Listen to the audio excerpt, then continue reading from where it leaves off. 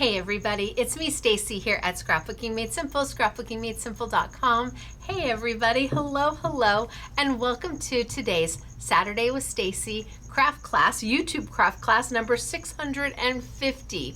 Yep, 650. That is a lot of Saturdays we have spent together, and I wouldn't change it for anything. Now, if you're new to our channel, I'm Stacey. I'm the owner of Scrapbooking Made Simple, scrapbookingmadesimple.com. We're a retail store, a small brick and mortar retail store here in sunny Southern California, Canyon Country, California. So if you're ever in our neck of the woods, come say hello Monday through Friday, 10 a.m. to 4 p.m. We also have a small online business as well at scrapbookingmadesimple.com, and I teach 4 classes a week. Mondays, Wednesdays, and Thursdays, I teach classes that are about an hour long, and that is at 5 p.m. sunny California time, 7 p.m. Central, 8 p.m. Eastern. But Saturday is the full length class. It's where we start at the beginning and we end at the end. I don't look at the clock. It doesn't matter how long the class is. I need to walk you through each of the products, show you each of the techniques, and start at the beginning as if you may be a first-time crafter. This might be the first craft class you've ever tuned into. And boy, did you find a great channel, because we have SMS peeps who live chat every Saturday morning at 8 a.m. sunny California time, 10 a.m. Central, 11 a.m. Eastern, and 4 p.m. in the United Kingdom. That's when my classes go live. So if you are joining me during that time, you may see a live chat over here this way if you're on a desktop or a laptop, but it could be below you if you are on a different device. Oh, my nose itches. Okay, different device below. Or that way, you'll just have to look. Now, my classes are unscripted. They are not pre-prepped. There's nothing waiting on the wings that I pull in and say, and look, it's done. Nope, we do it together, which is why they're a full-length class. Like I said, we start at the beginning and we end at the end. If you're new, let us know who you are. You will never find a more welcoming group than the SMS peeps. They are all about being supportive and helpful and thoughtful and kind.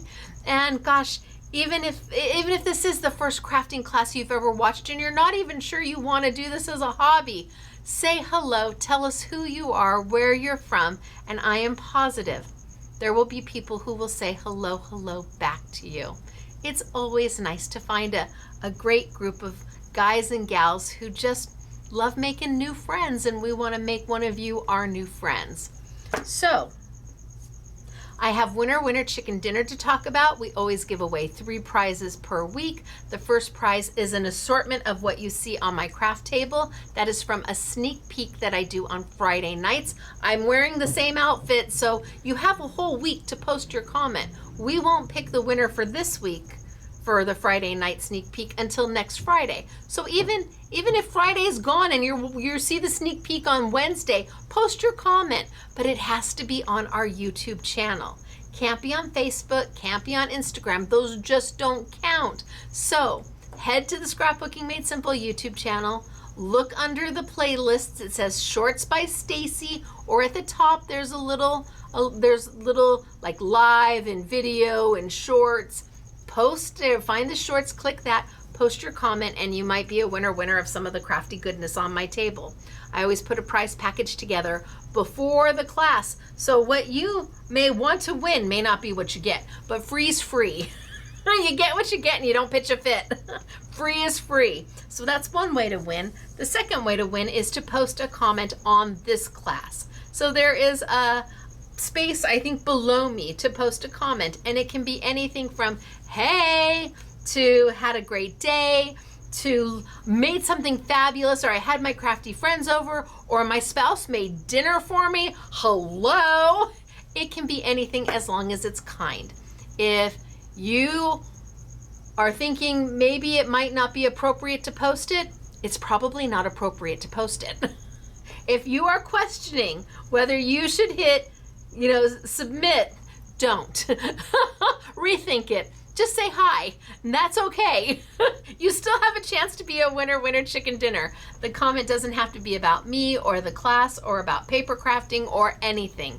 It's just your opportunity to get possibly a $100 gift card to Scrapbooking Made Simple. We do 2 of those every week. A $100 gift card. Hello. Now that's some serious change, right? You can do some damage with $100 shopping with us, especially because we try to keep crafting so affordable. So I'm going to announce our winners, and then we're going to dive into class. I have embossing for you. I have stamping. I have die cutting. I have stenciling. I have Lisa Horton for you today.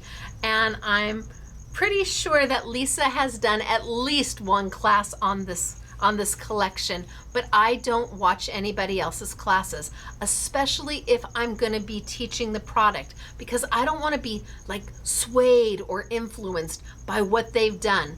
I want to come at it from my own perspective and Staceyfy it. Sometimes I Staceyfy.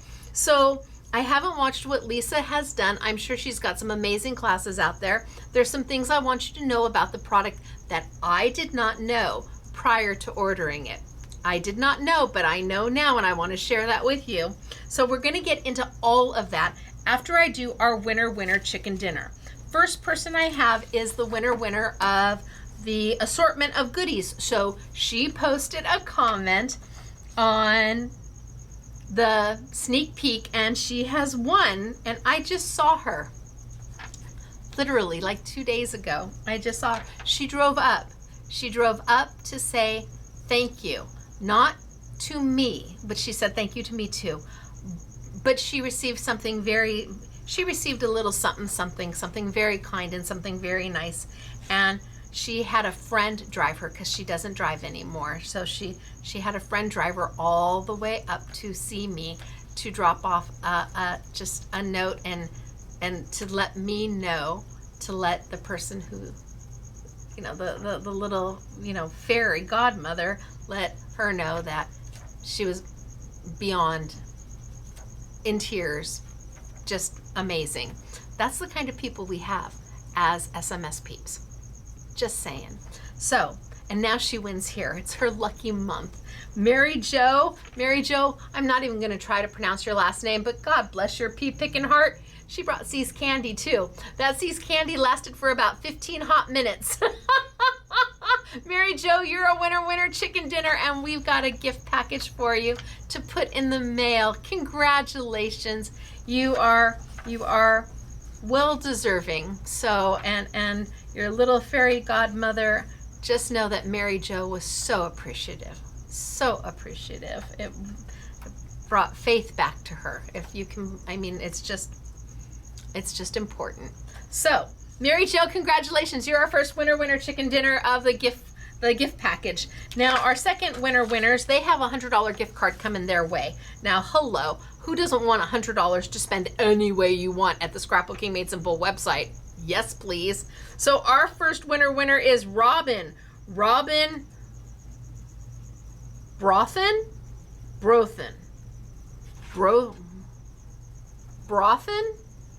I'm gonna go Brothen, but I could be wrong. Could be Brothen. But Robin, it's all good. It's all good right now. You are jumping up and down. You are taking a screenshot. You are calling your kids, your fur babies, your grandkids, your spouse, whomever might be. You're texting whomever you can quickly text. I won. Turn on your YouTube. Turn on the TV. Put this crazy lady on YouTube and watch. You'll see my name. Congratulations, Robin. I'm really excited for you. You have a $100 gift card in your online account right now to go spend right now, or you could spend it later, or you could spend a little now and a little bit later. You decide. Our second winner. Oh, these names. Most of you know that I am severely dyslexic, so I so struggle. The struggle is so real for me. Mitch. I got Mitch right. Now, how many Mitches can there be who post a comment? Really? Is there going to be like 40 of them? Because there could be 40 Susans, but I don't think there's 40 Mitches. The last name I am going to guess And I'm only gonna guess because I have a friend who has the last name Valuze. And because I know how to pronounce Valuze, I'm gonna say that this is Valique. I'm going with Valique, and the T is silent. Am I anywhere close? Is the T silent? If the T is not silent, I'm gonna be so disappointed. I'm gonna be so disappointed. But congratulations, you're a winner chicken dinner, Mitch. Well done, you. Now, I don't know if Mitch really posted or if somebody's using Mitch's account, but it doesn't make a difference. Or maybe it is. Maybe Mitch's, is Mitch short for Mitchell or Michelle? I don't know. Congratulations, well done, you. You are a winner chicken dinner. Take that screenshot, text it to your friends, watch this again and again. Gather them around the TV or your computer. So, Robin and Mitch and Mary, well done, all three of you. I hope you enjoy your winnings, and it gives me so much pleasure to share them with you, to give away. Everybody knows it's so much better to give than it is to receive. The joy of watching somebody's face light up. Well, that's why we craft, because we typically give what we make away, and to see their face, even a card, a simple card, can just change somebody's whole attitude. So we have to do the winner chicken dinner dance, and then we're going to get started for today. Are you ready? You're a winner, chicken dinner. You're a winner, chicken dinner. Wahoo, ka-choo for you. Congratulations to the three of you. I really do hope you enjoy everything you get. Whatever you buy and whatever comes in your prize package, Mary Jo, we'll mail it to you. That way your dear friend doesn't have to drive you all the way up. God bless her pea-picking heart. That was so kind of her. So kind of her. So today, it is all about Lisa Horton. Lisa Horton and friends. I've been working with Pantone inks for an entire month. My Wednesday classes are called In the Studio with Stacey, and it's where I take fine art product and paper crafting product, we pair them together, and we make magic happen. My Wednesday classes are different than any of my other classes because it is an entire month-long series of classes. I pick one type of fine art product, and every Wednesday in that month, I use that product again and again and again. So by the time the month is done, you have got this really good foundation of how to use a fine art product. And for March, it was Pantone markers and inks by Royal Talens. Now forget the Pantone part. We don't care about the Pantone part. That has to do with the colors, and fine. What's inside the ink is what we care about. So I've been working with those for an entire month, and they've been on sale for like 50% off. 50% off. Now, we've had delay in shipping. I don't want to talk about that. It upsets me. It's nobody's fault. It is the world we live in. But I'm hoping that everybody's order comes in by next Friday. I'm hoping. I'm keeping my fingers and my toes crossed. But at 50% off, you can't find this product for that price. And everybody's been asking, how long is the sale? Technically, the sale should end on Wednesday, April 1st, because I start a new month-long series of classes. And I thought, what if I put them in today's video? If I put them in my Saturday with Stacey class, then at least I can extend the sale through Saturday. Well, through Saturday morning at 7 a.m. See, because I've reached out to Royal Talens and said, how long can I have them for this price? And I know that I'm getting closer and closer to it being done, but for sure, I know because I put them in this class, I've got them at least until next Saturday morning at 7 a.m. for a 50% off. Yay! Now my Mondays and my Wednesdays and my Thursday classes are about an hour long. They're at 5 p.m. sunny California time, 7 p.m. Central, 8 p.m. Eastern. This is the full-length class. So, Lisa Horton, I'm going to tilt down. I'm going to get started. I'm going to walk you all. I've got a few samples here. I'll show you a couple samples first, and then I'm going to walk you through the product, and then we're going to start at the beginning. It's the best place to start, assuming you have never seen what an embossing folder does. Let me show you. And we're going to progressively get more and more technique-y as the class goes on. Are you ready? Ooh, I really need to learn to clean these before I start. And I can't see without them. Heaven forbid. If you've ever read any of my posts, you can see, oh, Stacey was trying to type something. She didn't have her glasses on. All right, down we go. It's good to see everybody. Hello, hello, and welcome to Saturday with Stacey, YouTube class number 650. All right, so I think that's pretty good. So a couple samples first. How cute is this? Claire made this darling little card. And then Dortina used Lumiere. Oh, isn't that pretty? Dortina used Lumiere to make this darling card. And then Gail used inks to do this one. So let's talk a little bit about the product.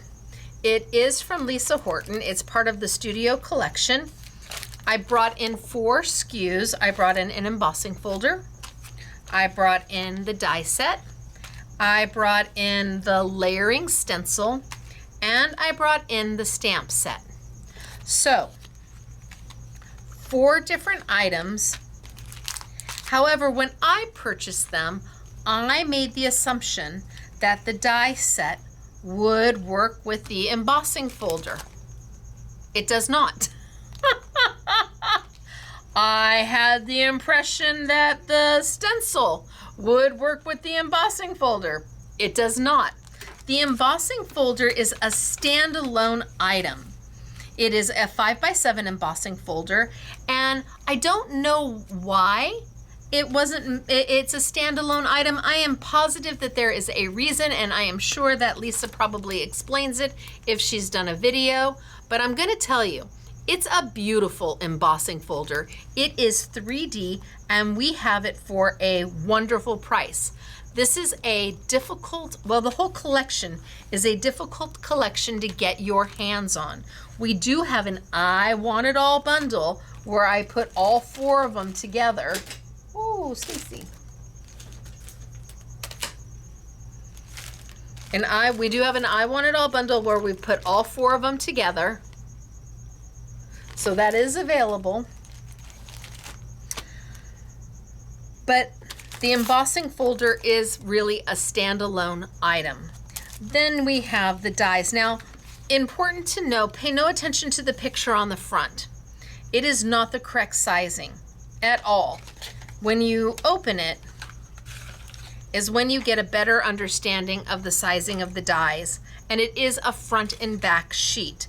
So this has an outline die, it has the decor die that goes with it, and then it has all the little accoutrements, all the little flowers and little buds, and even a sentiment for you. And we're going to be playing with this, and this works in conjunction with the layering stencil and the stamp set. Now the stamp set, let me pull it out.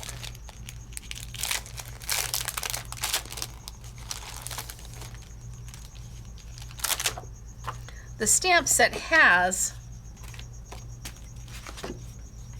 can you guys hear that cricket? We have a cricket. It has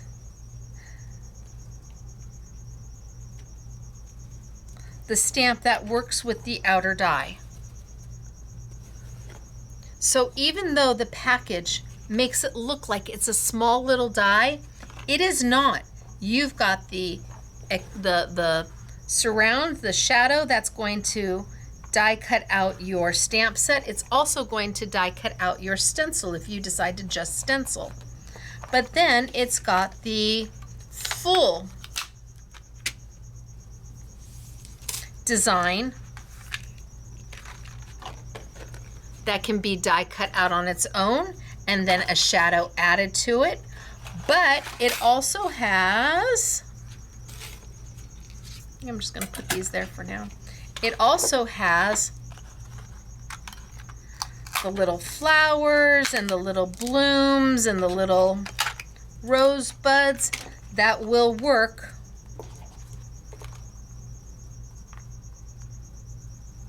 with the stamps as well. So the die fits right on top. Now what's important to know about, let's see if I can figure out where the, nope.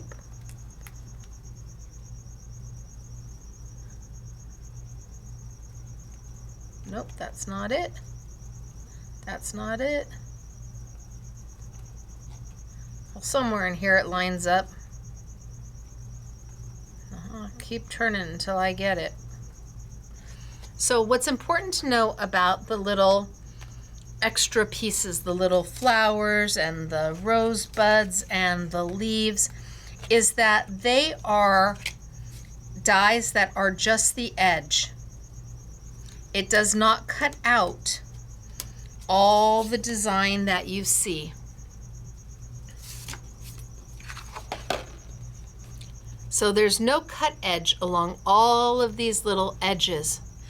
Their only cut line is around the outside, because then you can stencil or stamp. It just gives you that outline shape. Can you use this as a die and actually add detail to it? Yes, you can. You can do an embossing feature to it with a squishy and a knock-knock, or we can use it as a stencil, and we may do that today. We maybe get in and use that as a stencil. So the die set, when you get it, it has dies on two sides. Two sides, front and back. And it is by no means the size of the image. It does fit the larger stamp. It does fit the larger stamp, and then all of the flowers that go with. So the stamp and the stencil and the die, they love each other. They go together great. They work, they coordinate. The embossing folder, which is actually probably, I love the embossing folder. It's one of the least expensive items in the collection. The embossing folder and the stamp are a smoking hot price. The layering stencil has, I think, 7 layers to it, and then the die is going to be the most expensive out of everything. But as an I want it all, you'll get an incredible price. We're going to start with the embossing folder today. And I'm not going to spend too much time on it. We got lots to do. But I do want to show somebody who's never seen an embossing folder what an embossing folder does. And I'm going to play with Lisa Horton paper. She launched 6 new sets of paper. I have all 6 of them, but I'm only bringing out 3 of them today because the others are a little bit more dark. One of them's winter, one of them's autumn. I think we'll save those for when they're a little bit more relevant. So she's brought out white core paper, and this is the Brights. There's 48 sheets. It's 250 GSM. There's 8 colors. So it is heavy. It is nice and thick and heavy. This is the Brights collection.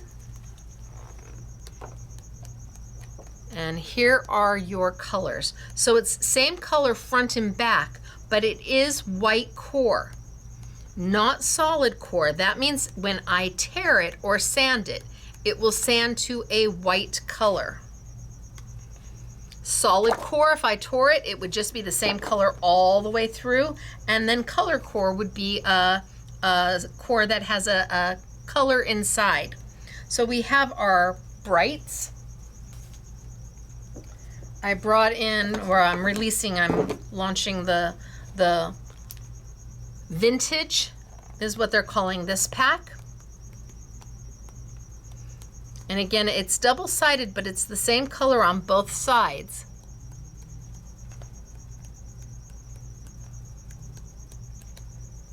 And it is white core.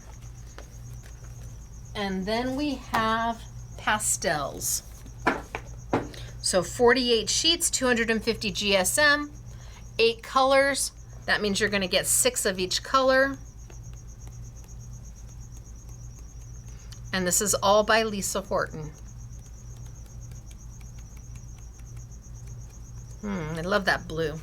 I think I'm going to use that blue because that blue is so pretty. I love that blue. So maybe I take a piece of that and maybe something from the Brights.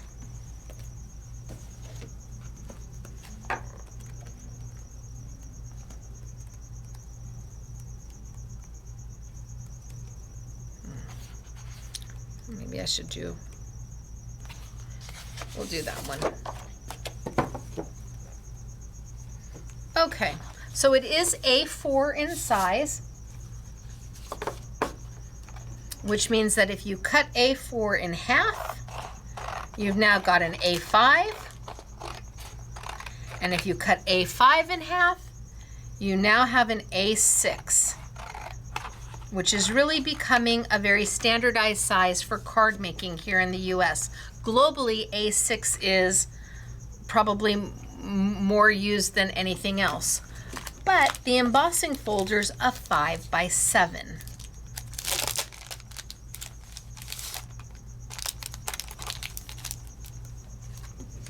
So you can put a smaller size in,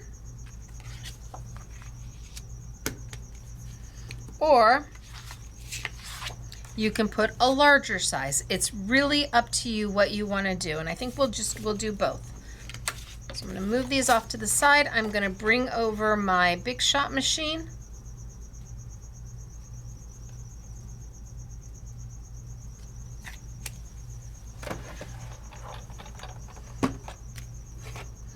And we're going to send it on through.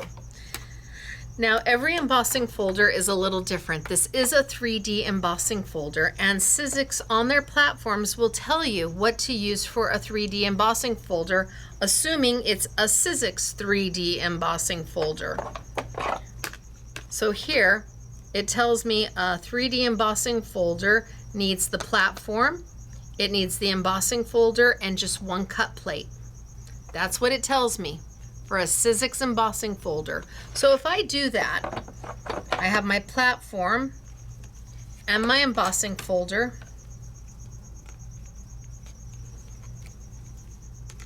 and 1 cut plate. It isn't going to do anything. It's not, the sandwich is not thick enough to hit the rollers in the machine. That's because this isn't a Sizzix 3D embossing folder. This is a Lisa Horton 3D embossing folder, and it's narrower. It's not as thick. So you have to start working your sandwich. What would I add next? Well, I would add my shim. Oh, I suppose what I would probably do next is use 2 cut plates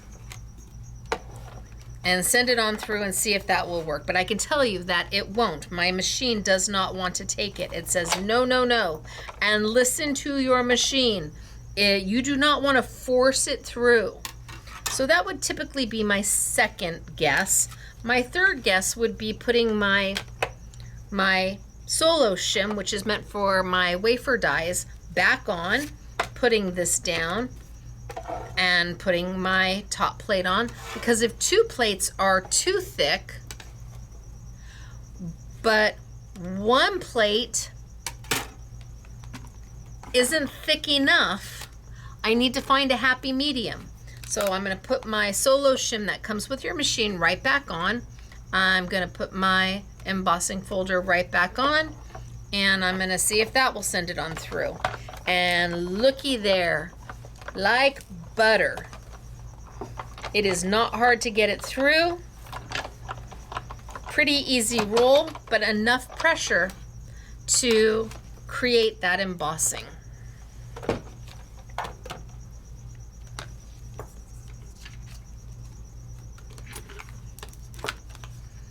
And then I can take a sanding tool. This is from Sizzix. Their sanding block. I don't know if these are discontinued or not. We have very few left. We've put them out online. I can take and then sand.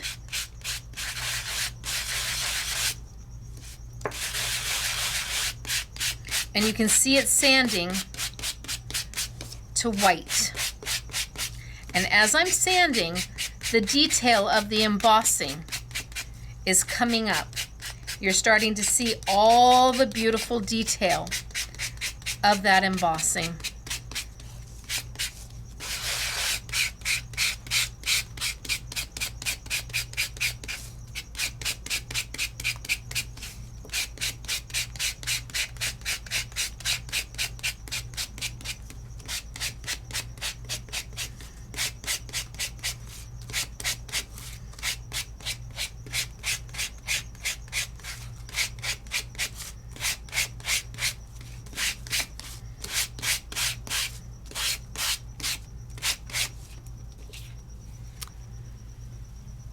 Look at how pretty is that.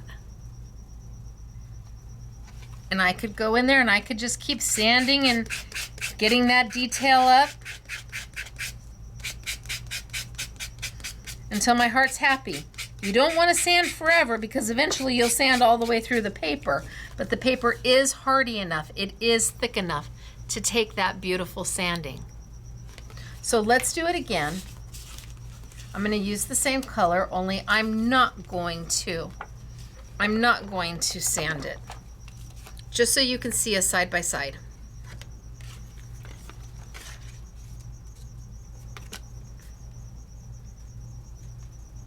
And because the paper is the same color both sides, doesn't matter which way you put it in, it's going to be just fine.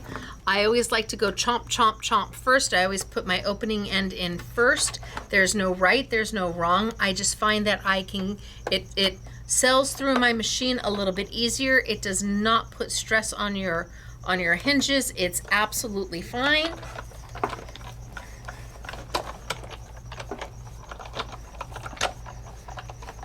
And away we go. This is a molded piece of plastic, so sending it through is not going to hurt it.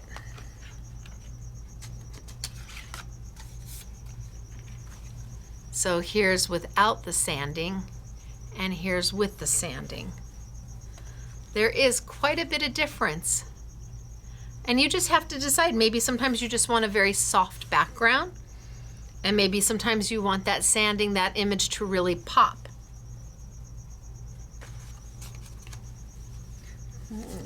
There. But like I said, this is a 5x7.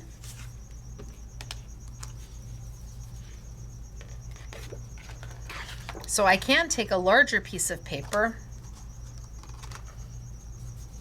to get the entire folder. Now let's see if my paper's too thick for my machine. I might have to trim an edge down. Oh, but I don't. Look at me go. Well, it would be an A5, so yes, I wouldn't have to. Put my top plate on. So again, my sandwich for Lisa Horton is my base plate, my solo shim that comes with your machine, my embossing folder with my paper straight onto that solo shim, and one plate, clear plate or cut plate, do not cut plate over the top, and send it through. One of the plates that comes with your machine. And bing, bang, boom, we're good to go.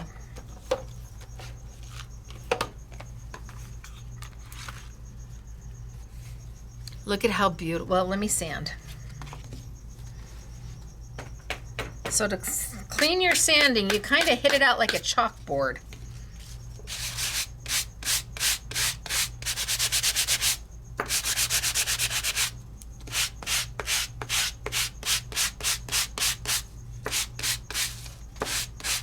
Now you can ink up your embossing folder and send it through. There's a lot of different techniques with an embossing folder. And I've got oodles of classes on using embossing folders and different things you can do with them. For today, I'm just going to keep it really simple because we have other things to move on to.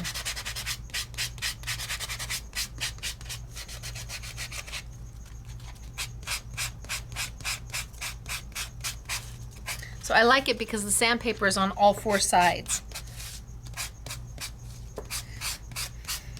and Sizzix.com may have them available. I don't know if they are being discontinued or if they're a regular item for them.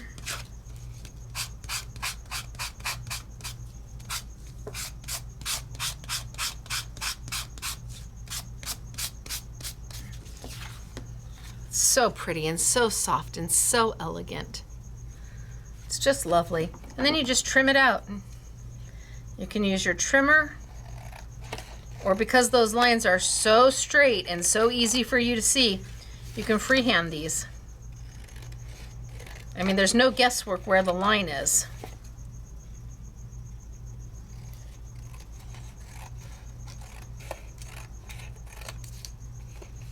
And they're really beautiful. It is such a pretty embossing folder. And I know that they're kind of hard to come by. So we start there with embossing folders. And again, the stencil and the die and the stamp are not going to coordinate with this. They just aren't. I think we'll move to the stamp next. I think we'll move to the stamp next. So I'm going to put this back and put these over there, and I'm going to move to the stamp next. So I'm going to bring over my gel plate. This is by Jelly Arts. This is the 9x12. If somebody will remind me, I will put it on sale. I have to remember.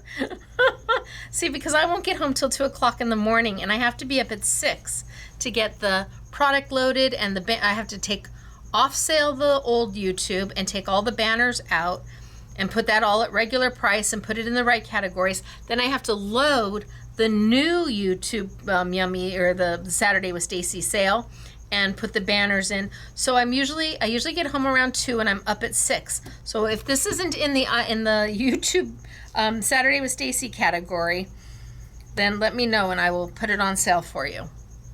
Okay, so stamp set. Pretty stamp set. Big stamp set. It's an A5 size. Okay, so shocking on the price. It's lovely stamp set. It is, I want to say $15.99, $16.99. I don't, maybe it's $17.99. Regularly priced. It is a wonderful price. It is a great value. And then of course we have it available for you on sale. For the size of the set, it's a yes please. So I'm going to be working with the largest stamp today because that's got all the detail, but you do have sentiments in here. You've got thank you, with love, just for you, with love to you, just a little note, and then you've got the additional stamps that will work with the dies, and I'll try to get into a little bit of that today too. So we're going to start with the stamp set, and I'm going to cut my paper.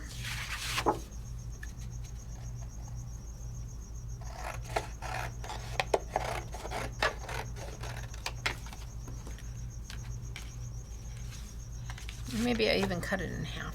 And I'm using 110-pound cardstock. This is Stacey Park 110-pound cardstock. You get 25 sheets at a wonderful price. We really do try to keep crafting affordable. Now, keeping crafting affordable doesn't mean that that the quality isn't amazing, because we only sell amazing things. We don't skimp on the quality just to get a great price. We get the amazing product and then go fight for the price with manufacturers, and we fight in the nicest possible way. It's like, could you, would you please? So I'm going to use my gel plate as my stamping apparatus. It's going to hold my stamp right into place, and I'm going to be using my Pantone markers to ink this up. Now I've been using Pantones for a month now. These are a water-based pigment, waterproof, refillable, dual tip marker. Did you get that? They're made by Royal Talens. They are a water-based pigment, waterproof, refillable, dual tip marker. And what that means is that when I stamp with them, the ink becomes waterproof, so I could watercolor over the whole thing. Beautiful, really beautiful. It has two sides, a chisel side and a brush tip. We are going to be using the brush tip to ink up our stamp. And the nice thing about it is it stays wet. It's not pigment like pigment ink that we know of in paper crafting. Pigment ink that we know of in paper crafting is usually a stamp pad, and it is usually metallic or white. This is a pigment-based ink in fine art, which means that it is the what makes the ink pigment. Is it organic, inorganic, synthetic organic, or synthetic inorganic? What makes the color? What makes the color of the ink? Pigment from fine art and pigment in paper crafting are totally different things. And once it's dry, it's permanent. It's waterproof. It doesn't move. I don't want to say it's permanent because it's not made for metal and plastic and glass, but it is waterproof. It's not like an acrylic where you could put it on metal and glass and plastic. An acrylic has an acrylic plastic binder to it. I can't tell you what the binder is in this. They won't tell me. So Royal Talens paired or collaborated with Pantone, and that's how the Pantone came to be. The Pantone just talks about the color. This is Pantone Orange number 021. Okay, that's nice to know. I'm more concerned and impressed with the fact that once it's dry, it won't move with water. So when I put it onto my stamp, I'm not going to mist it or huff it or anything. And I can come in and, what color do I want to use?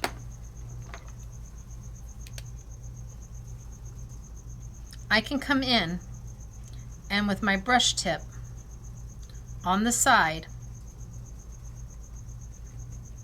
just color and ink up my stamp. So I decide where I want my purple to be.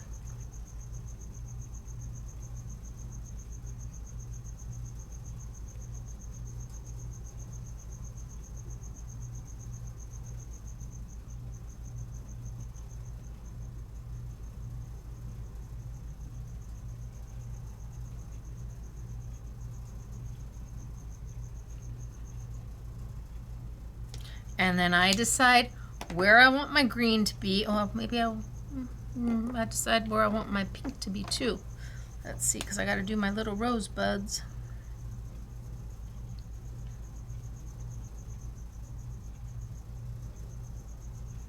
Got one there, and one there, and one here.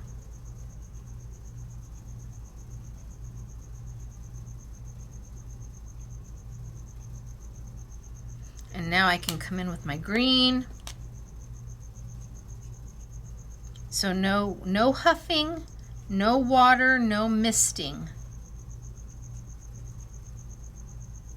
It does not stay wet long enough for you to use embossing powder. It is not that kind of pigment ink. That would be your paper crafting pigment ink, like your stamp pads, your metallics or your whites.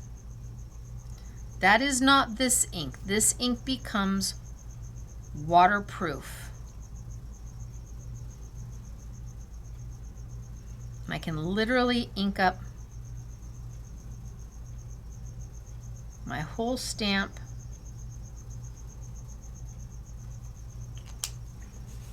And then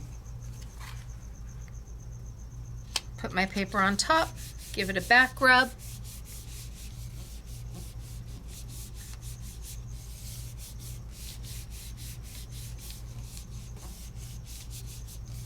And see what we get. You could absolutely use a stamp positioner, but when I stencil, you won't be able to use the Sizzix stencil and stamp tool or your stamp positioner for it. Ooh, look at that. Isn't that pretty? So I've got my purple and my pink and my green. Now, I'm gonna give it a try. I haven't tried this, and I thought about this as I was getting things prepped for today. What if I gave just, so I got my first image off. What if I gave one light mist? And I mean a light mist, like just a little bit of water over the top. So I'm gonna get this spraying, okay. One little mist. What would happen? Because there's still ink on here.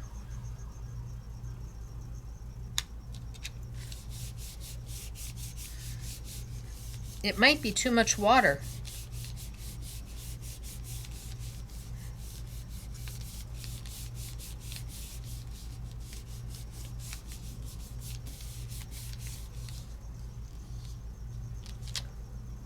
Nope, it was already dry.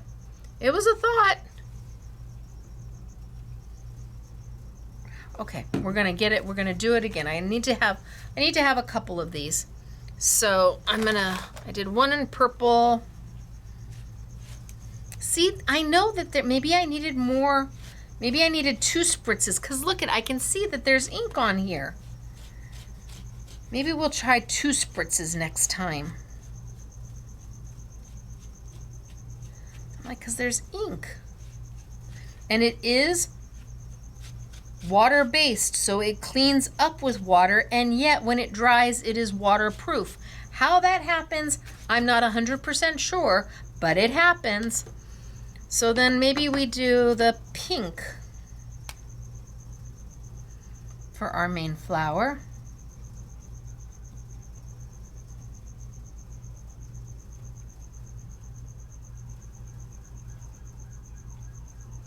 Oh, I don't know if you guys can hear the sirens. Since I've moved out of Mr. SMS's office, we don't have the sirens as much. But I did hear them going by.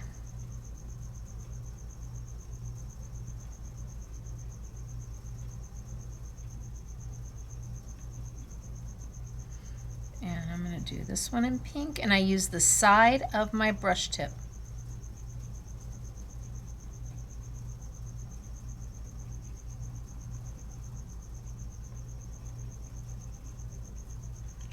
And then maybe we'll do some orange.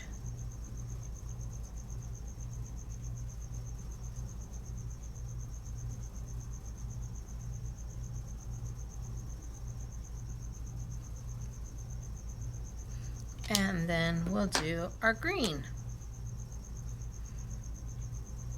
And in no time at all, instead of using just black, because that's what we've been relegated to for a waterproof ink is black. We love our Jacquard black waterproof ink, but now I have 108 colors to choose from with Pantone. And see, while you can do this with lots of markers, those markers are water soluble. Which means if I want to add any kind of liquid over the top of my image, like watercolor over it, you're going to make that, your base image, disappear. It's just going to become mud.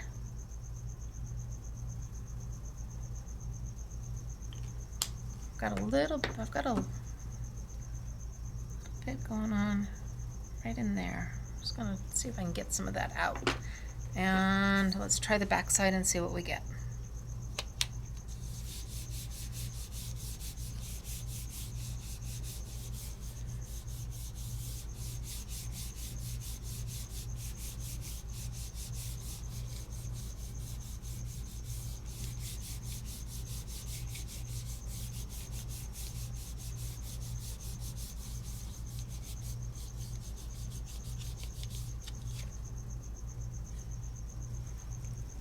And there we go. What if we give it 2 shakes? What if we give it 1 mist, 2 mists? I still don't know that it's going to work. But I don't know that it's not.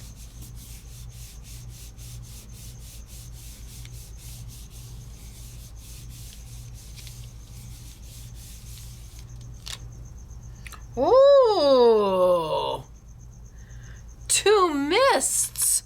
Hello. Okay, I'm not bad with that. What if I give it 1 more mist? 1. 2. Oh, it's probably too much water. I did too much. I did it. I can feel it. It's too much.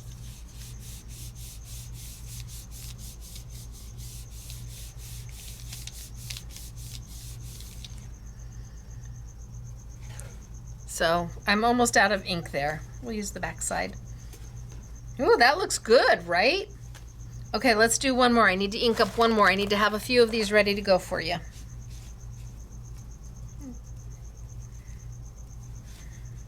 See, and there's still ink on there.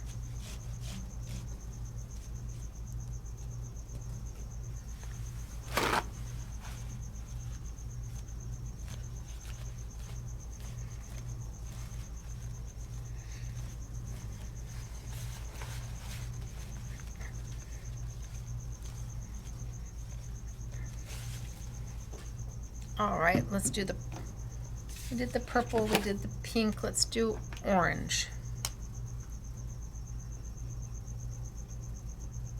I have orange as my flower.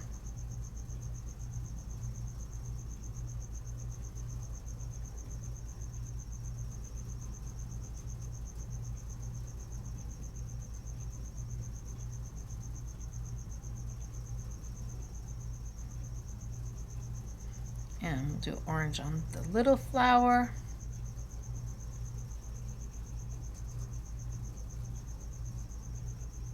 And I'm not using the tip of my nib, I'm using the side of my nib.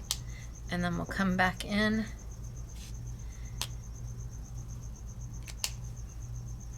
We'll use this pink. I was going to change it, but just to stay consistent.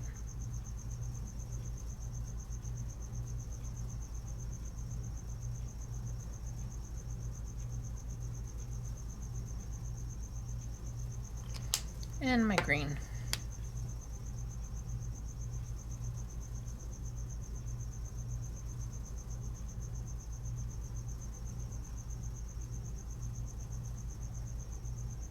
So I like being able to stamp in color. I like black too, but I like being able to stamp in color. Maybe because I've never really been able to do it before and then go over the top of it.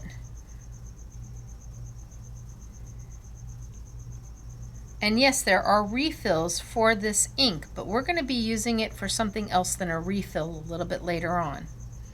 It's sold as a refill, but I don't think that Pantone or Royal Talens knew what they had in this. I'm sure they didn't know, because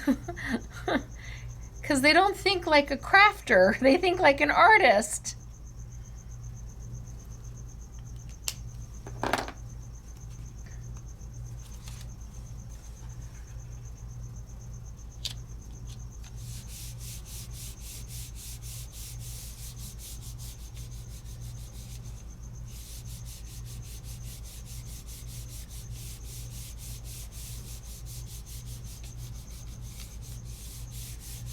Nice back rub, and we've got plenty to move on.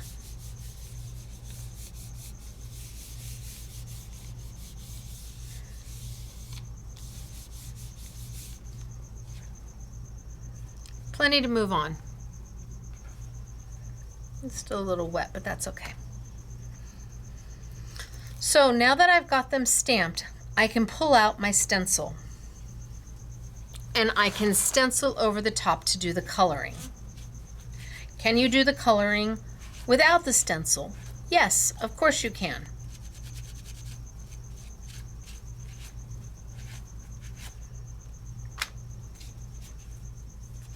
I could put this down, and using the same color markers that I did my ink with,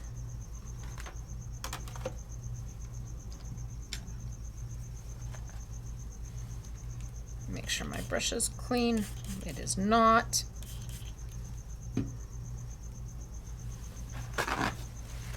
So without the stencil, you can still color. So I'm going to use, like I said, the same color marker that I stamped with. So I'm going to go in and put a little down, and I am going to get it wet.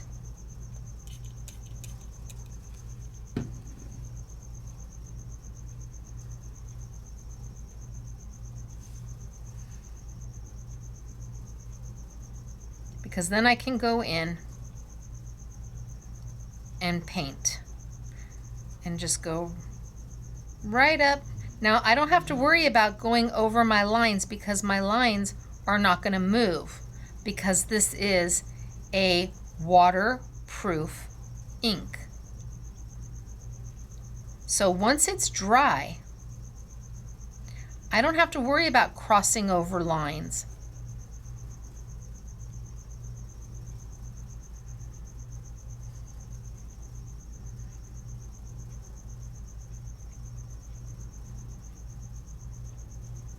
And I can go in and add my color.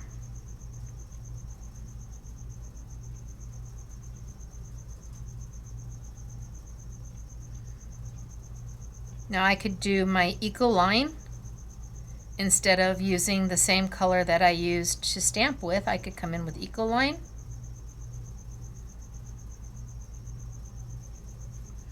I can also come in and add more color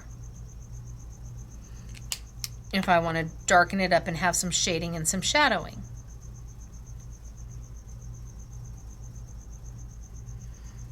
And my colors are going to blend, they're going to match because, well, it's the same ink, just in different saturations.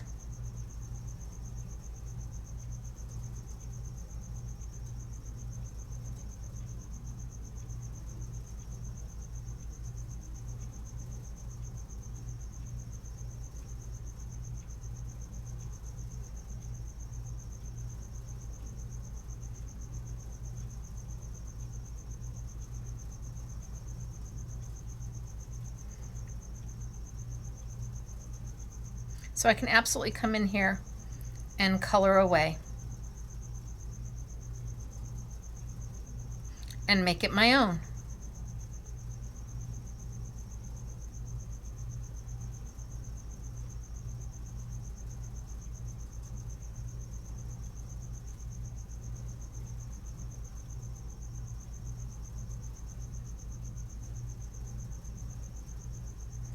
And a little bit of ink goes a really long way.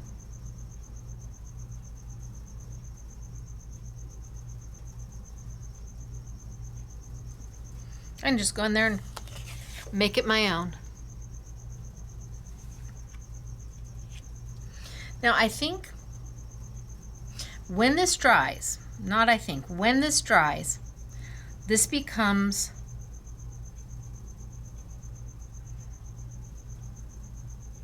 waterproof too.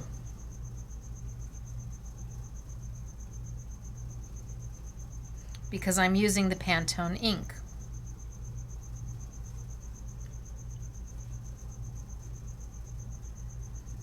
And I think that to understand the difference maybe between the two inks, the Ecoline and the Pantone, because I could do this with my Ecolines, no problem.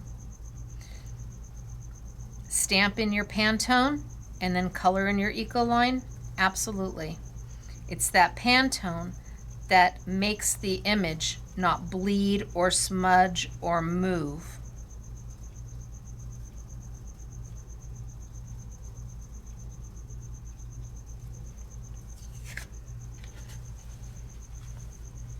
My image is perfect. There's no smudging, there's no bleeding, there's no movement. That's what a Pantone will do for you. I think quickly to show you the difference between an Ecoline and a Pantone, because I know that there's confusion. And you saw how little I used. I mean, it's almost nothing. I think I'm gonna take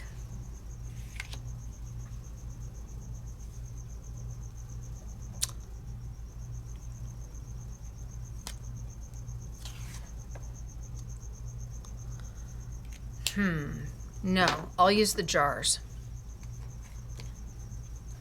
So this is a Pantone, which means it has the matching marker for it.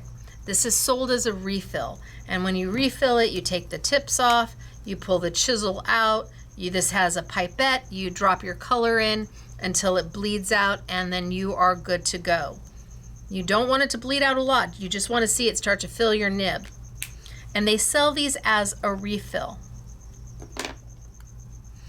But they do so much more. So if I take a drop,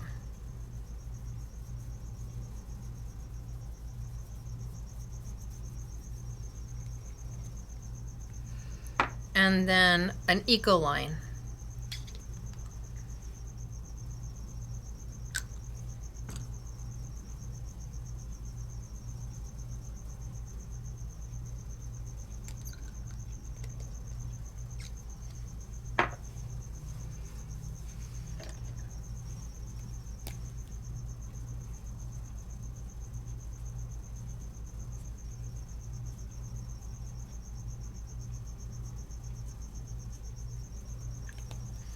and there are my two colors.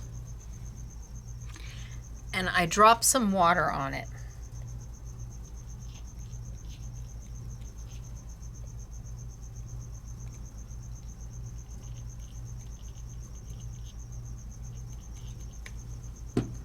So I've got water on both of them. And I let it sit there for a minute. And then I go to lift it up and take that water off.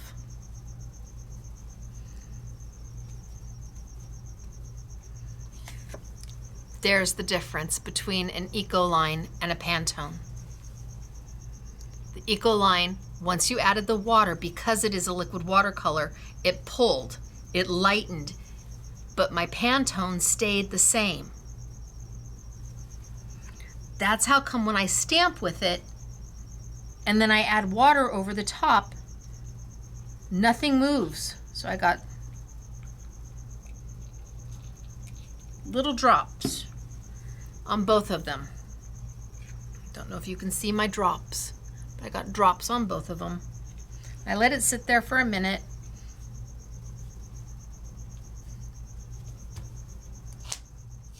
Water reactive, not water reactive. Water based, but pigment ink, dye based ink. There's a big difference between the two. And you have to use the right ink for whatever technique you're trying to do. If you are trying to do stamp with a color and do something like this, and you're using Ecoline markers to go in and you're coloring your stamp with Ecoline markers and then you stamp with it, you're gonna get a beautiful image, you will, until you go in to add color over the top of it. And then it's all gonna melt into each other and you're gonna lose your image. The right ink for the right project. Now, 107 colors of these is pretty remarkable. Okay, I didn't need that piece, that's good. 107 of them are pretty remarkable. So I wanted to show you, you don't have to have the stencil. It is convenient, it is handy, it is beautiful, there's no question about it.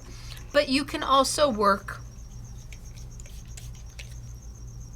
with just your markers. And now that we have used the Pantone to stamp with, it doesn't matter if you paint with your Ecoline or your Pantones. You paint with whatever makes your heart happy, because your image isn't going to move. But I'm gonna grab that stencil and we're gonna use that stencil.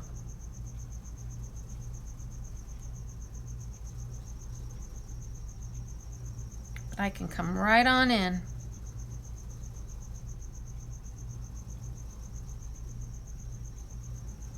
and paint away.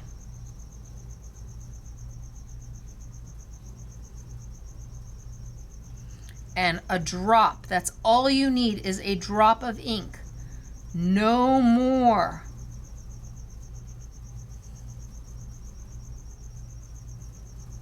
All right, I'm not going to finish this. You get the gist. Now, let's take the stencil. Because the stencil coordinates with the stamp. So let's pull our stencil out.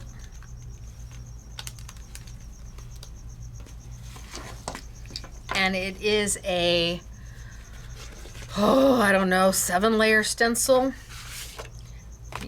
I have marked on the top. They do, Lisa did put 1, 2, 3, 4, 5, 6, 7. You kind of got to get it at an angle to see it, but it is etched into the stencil. It is not very big. So I took a Sharpie for my own peace of mind and sanity. I took a Sharpie and just wrote 1, 2, 3, 4, 5, 6, 7 so I could see it easier. I mean, I don't know if I can get it. That 7 is pretty small up there, but just take a Sharpie and you're good to go. Now let me talk to you about the stencil a little bit. If you want to keep the stencil straight,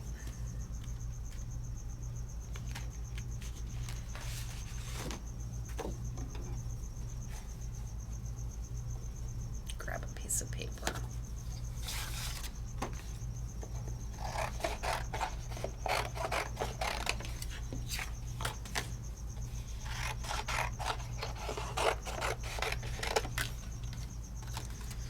If you want to keep the stencil straight, when you stencil,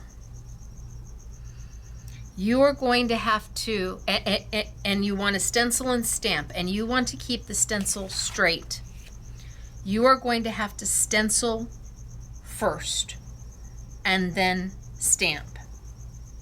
So I'm going to use my same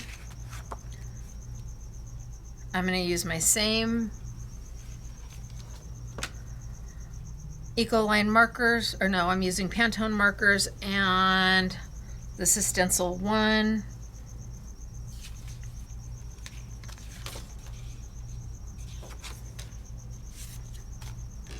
I can shorten it a bit. I can shorten it more than that.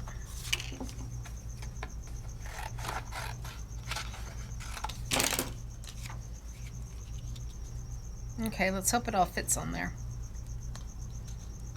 So I've got stencil 1, and I've got my little packaging so I can kind of follow along. And I know that this is all going to be in green. So I can take my green Pantone, I can put some down. I'm not going to add water at all.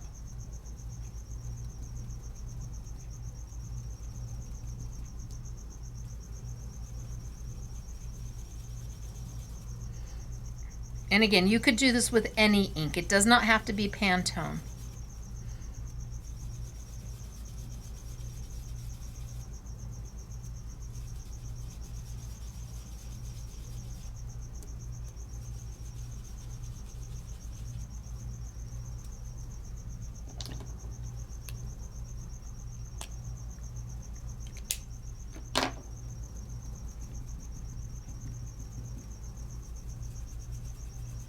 I don't need to use the jars to do this. My markers are perfect for it. And I lay down a light color because I can always come back and go over it darker once I see my completed image. So, if I want to do my stencil and have it straight, I need to stencil first. So there's 1. Here's 2.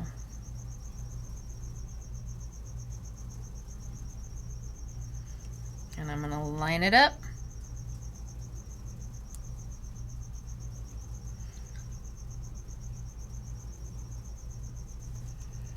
and go for it.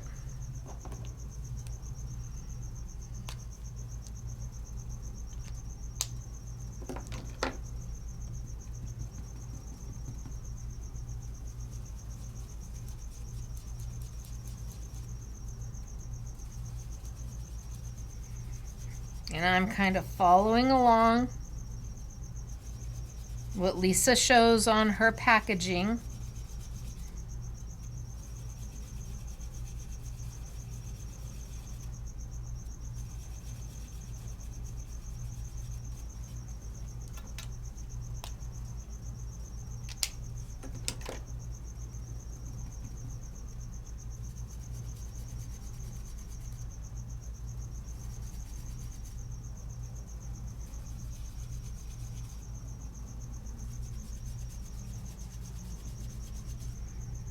And right over the top.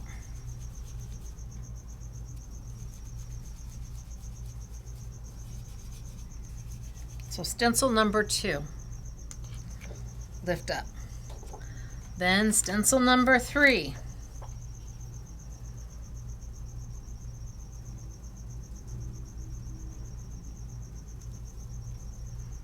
And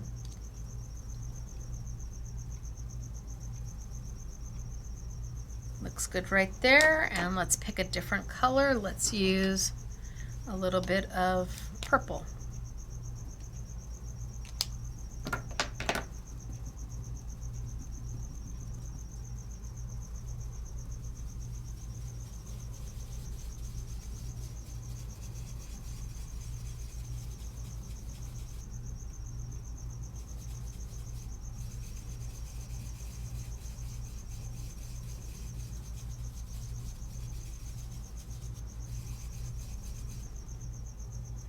And there's a little green up there. Oh no, that's purple.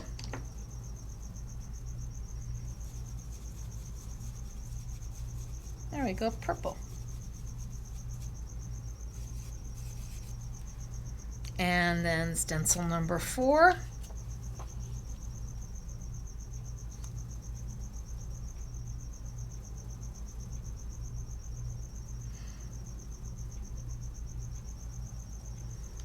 And maybe I do a different color.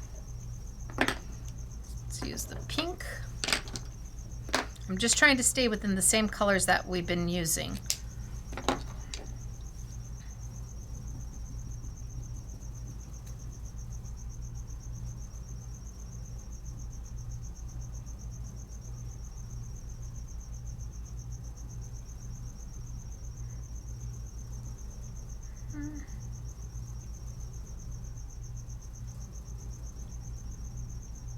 I think that's it right there.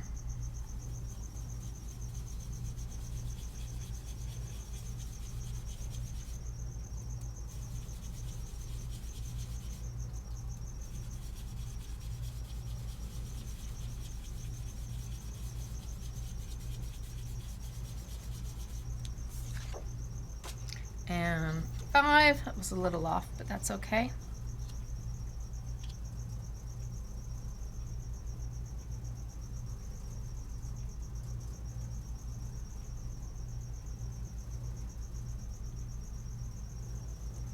I think we'll come back with the purple.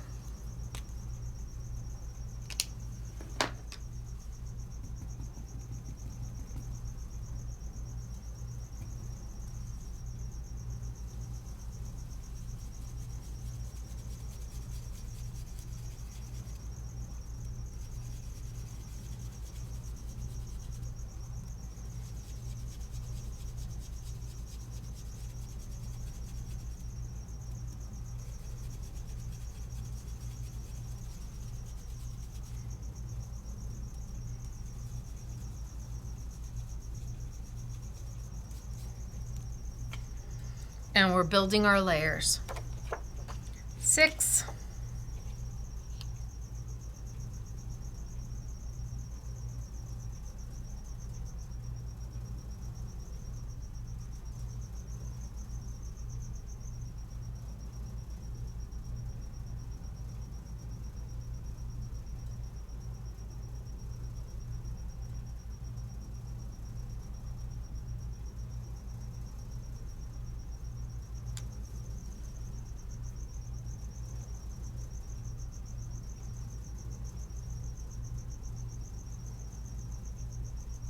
Let's see, I don't think that fits right.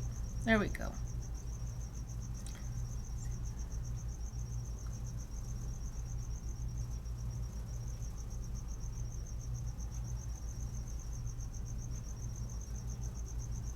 Maybe we do our pink again.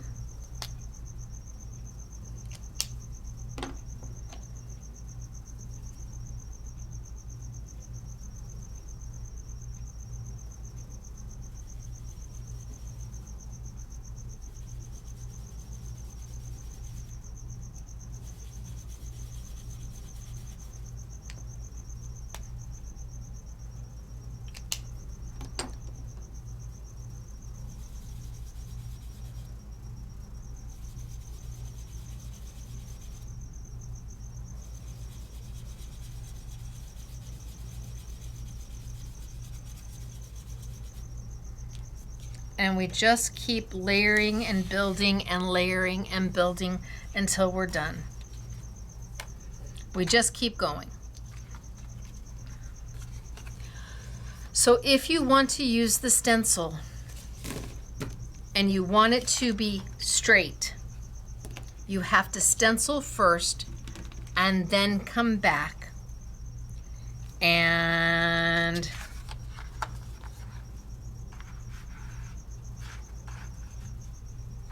stamp your image.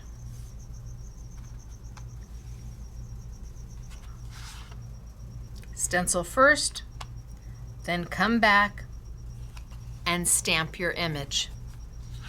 And the reason why I am saying that is because if I want to stamp first and then stencil, the stencils do not line up straight.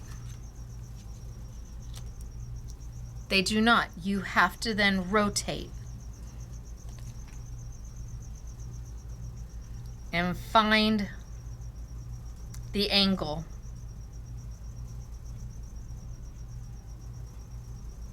It's not hard. You just have to rotate. All the stencils, if you stamp first, are going to be slightly askew to line up with the image. If you want to have the image, when you stencil, be straight just straight up and down, you have to stencil and then stamp.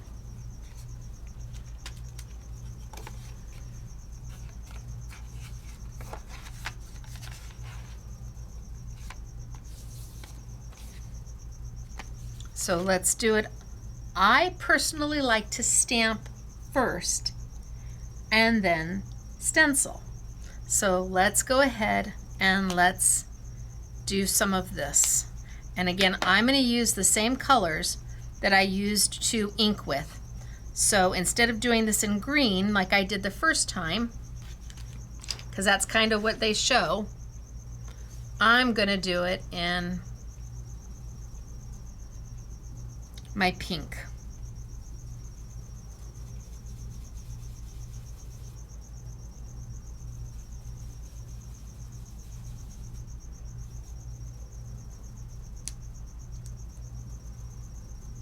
I can tell I needed to move it just a little bit over.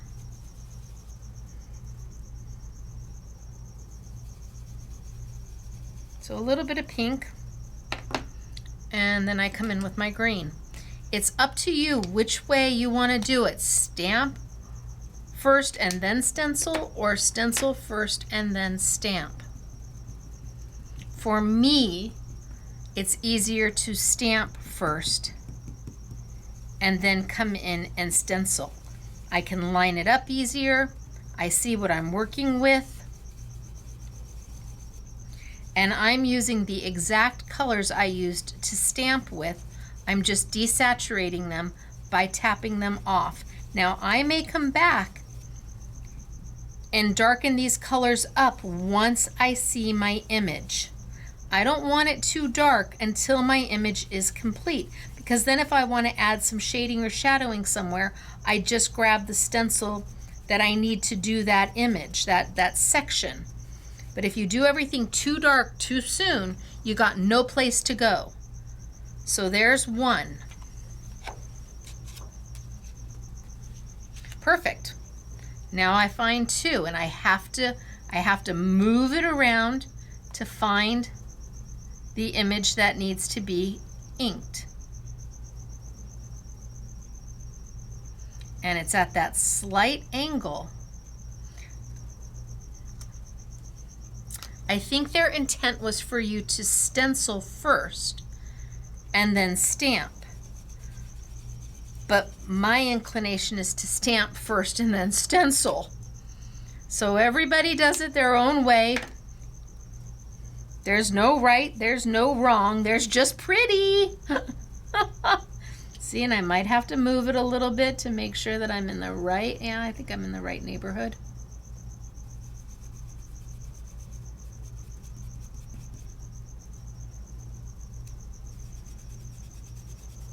And I'm just using the exact same green that I used to stamp with, but because when I stamped, I used it at full saturation, it's a darker color. But now my coloring is going to match perfectly because it is the same ink.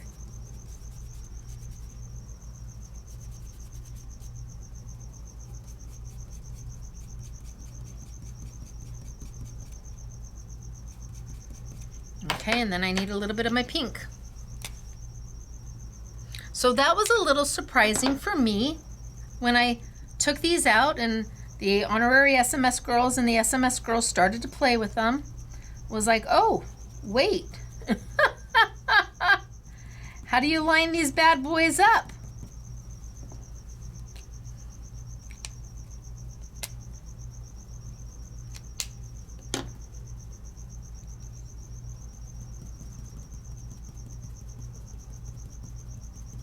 The blending brushes I'm using are from the Crafter's Workshop.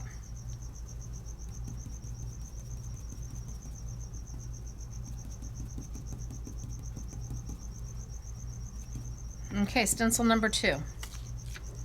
Done. Stencil number 3.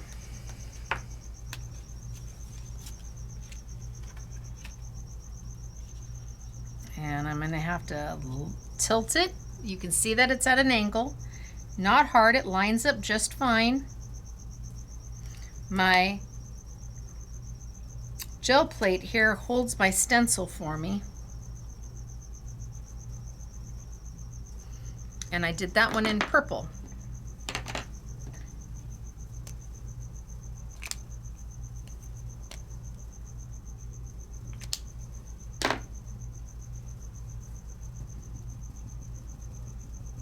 And again, I'm going to go light because I don't know what my end result's going to be.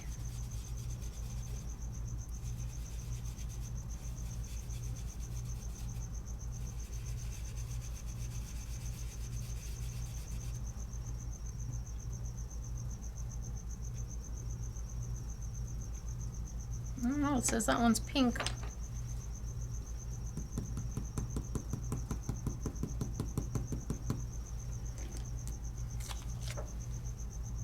Okay, so then that's 3, now 4.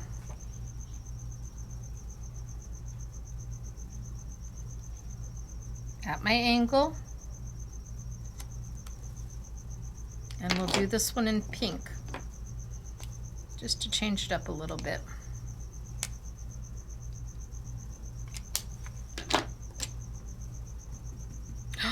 And that's my purple, Stacey.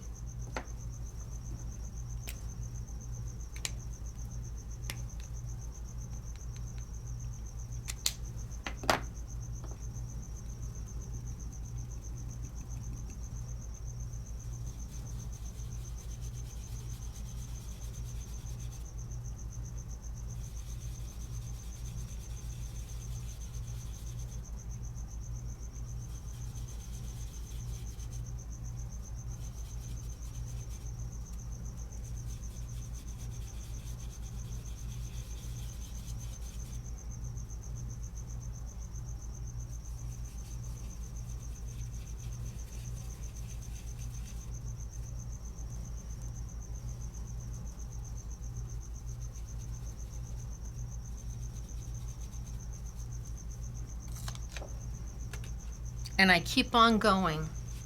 That's 4, then I have 5. Put it at my angle, line it up.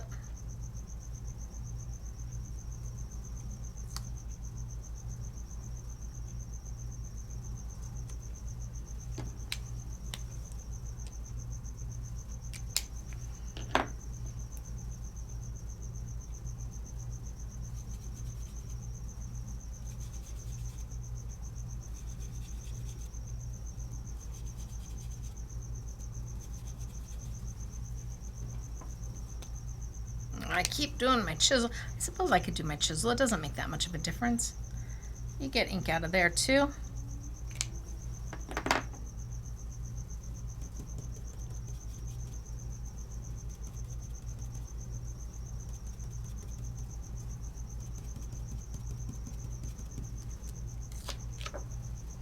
Okay, do you see it coming to life? It's beautiful. It is absolutely stunning. I don't think I want to do that center. I don't like that one. Number 6 I'm going to skip. I'm going to skip number 6. I might even skip number 7. Although I could do that in a really dark purple. And that's green.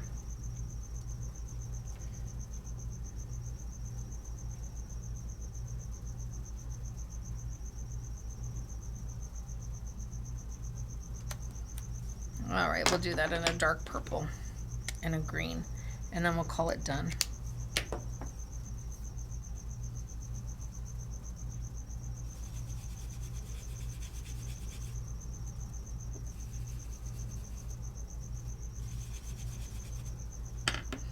And then I need my green.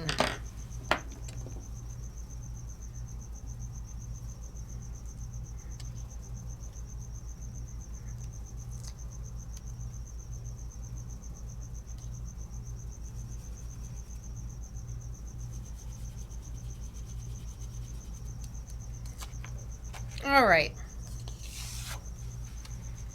so we did pretty good,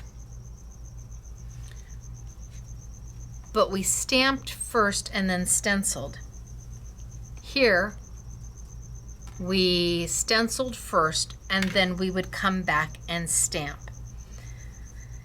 If you're going to stamp first, your stencils are going to be slightly askew. There's no other way to get it done. There just isn't.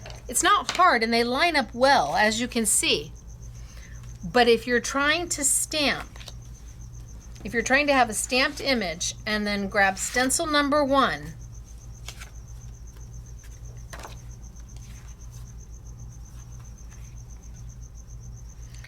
and you're trying to make it work straight, there's no way. It will never line up straight with your stencil straight up and down and your image straight up and down. You have to rotate it until you find its home.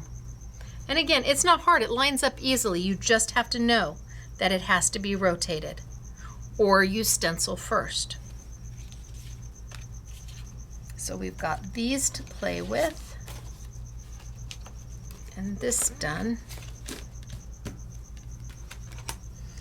Now it's about die cutting. So we have stamped.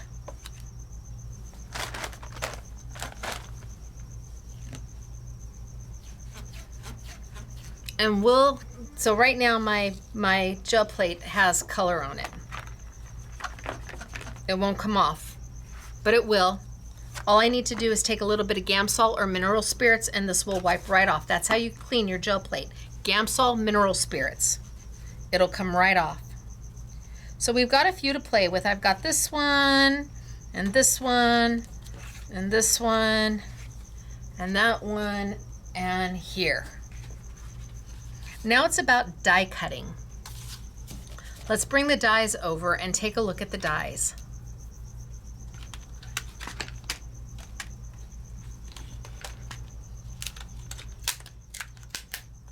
So we have the 2 smaller florals.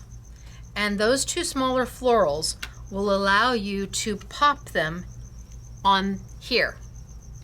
We have the rose buds, or the little buds, which will allow you to pop here. We have some of the the leaves, which will allow you to pop here. But these dies only cut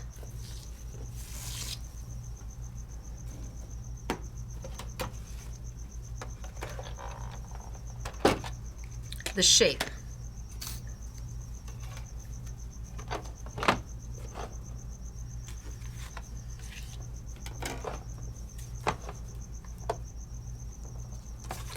Nope.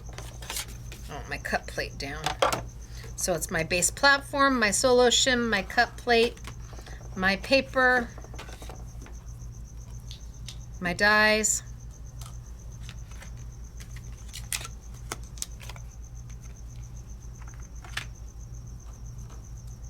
and I send it through.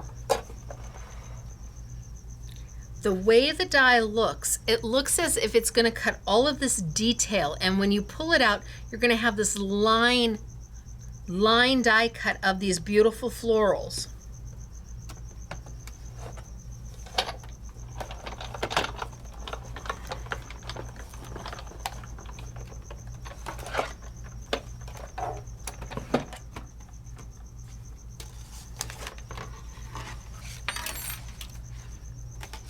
Ooh. Oh, Stacey, I dropped it. My gotcha tool to the rescue. Oh, there it is. And my tweezers. Okay, so it cut out just the overall shape.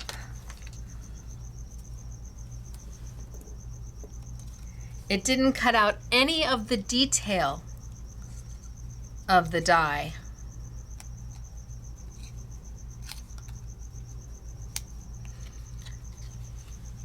Just the overall shape.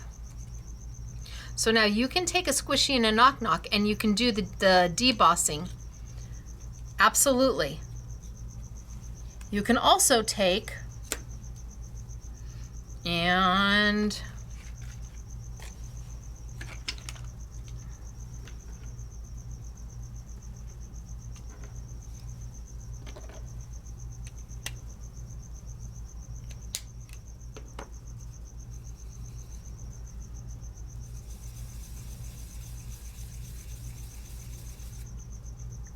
come in and stencil over the top of your die.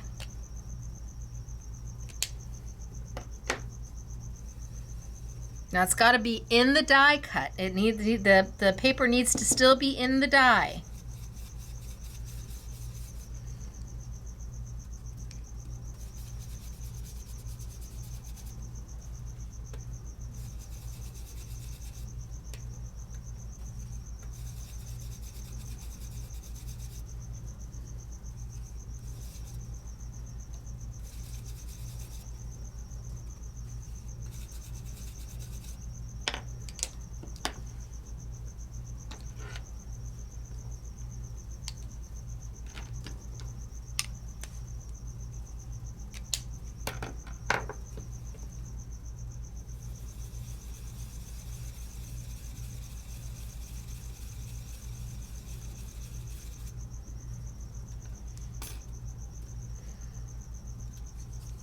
But you can do that as opposed to just leaving it like this. Now, why did they just leave it like this? Well, because you have a stamp.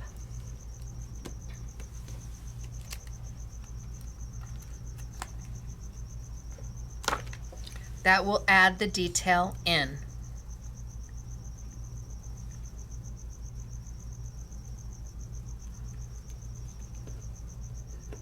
And if the die cut all the little pieces out in the fallout, you would have nothing to stamp on. Nothing to stamp on. You'd be done. So you have options with the smaller dies, the add-on dies. And again, this will then pop This does the center one. If I wanted to add dimension to anything, that does the center. The larger one would do the big. Up to you. You could make your florals and not use it on that piece at all. You could just make beautiful florals and put them on a different card and not use the whole image at all. It is about the options, but I didn't want you to be surprised that when you get this die set and you're thinking that these dies cut.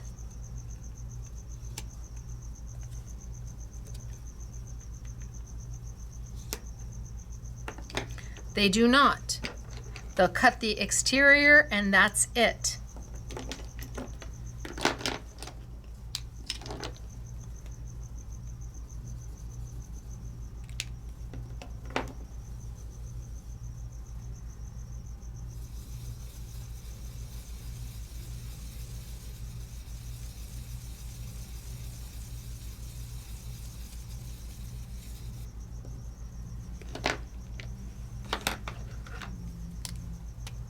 And they're beautiful that way.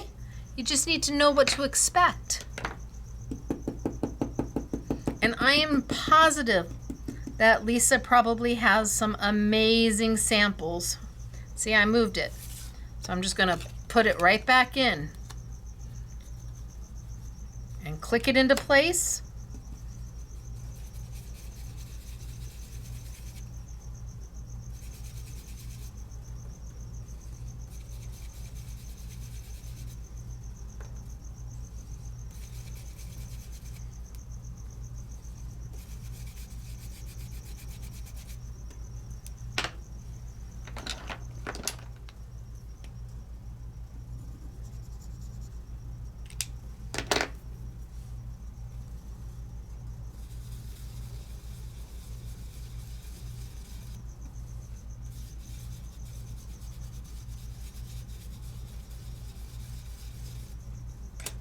And just make pretty flowers. So that's using the little extra pieces that you have on that set. And there's words, there's the leaves, there's the little bonus flowers that do the layering. But the main part of this set are these two dies. And the shadow die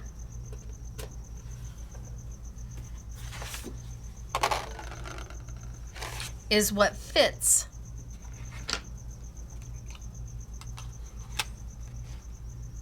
around your stamp and your stencil.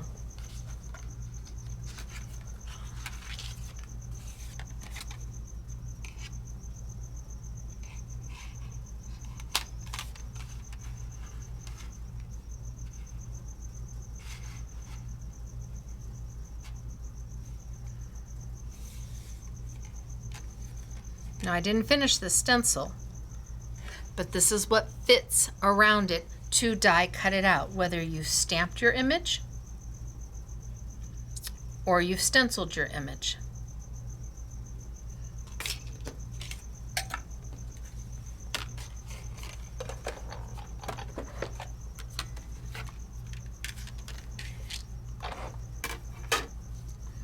So line it up.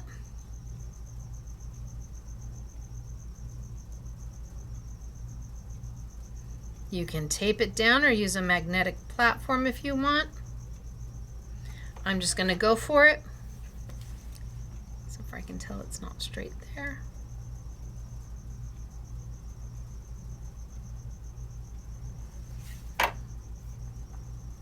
Nope, it's not straight. Well, I didn't finish it, so maybe that's my problem. Just go for it and cut it.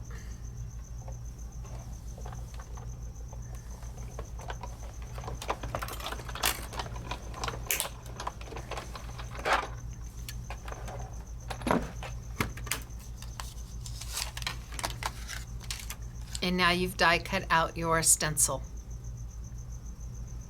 And again, I could go in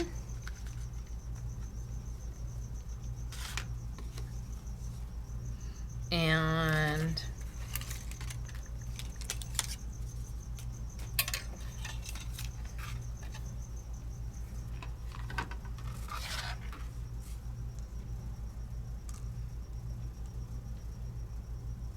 oh, I'm going to be off. My little flower, my little leaf at the very bottom, I didn't leave enough space, but that's okay.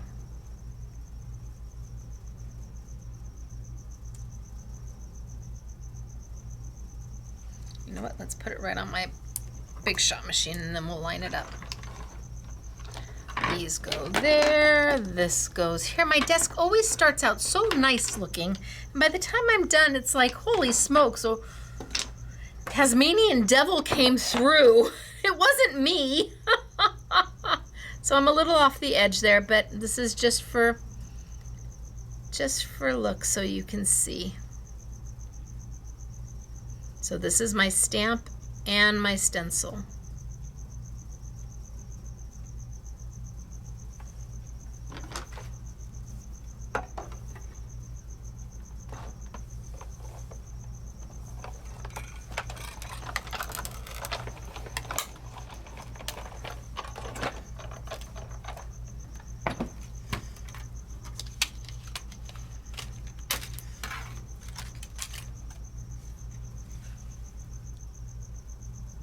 Pretty, right? So if I had my completed stencil done, it would be beautiful. But stencil, stamp, and this one was painted. Or no, I stenciled this one. I painted this one. Yeah, I painted this one and I stenciled this one. So stencil only, stamp and stencil only. Die cut and stenciled. But they also give you, Lisa also gave you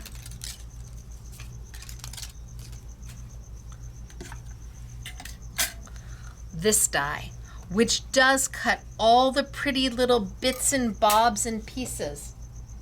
So let's grab a piece of black paper.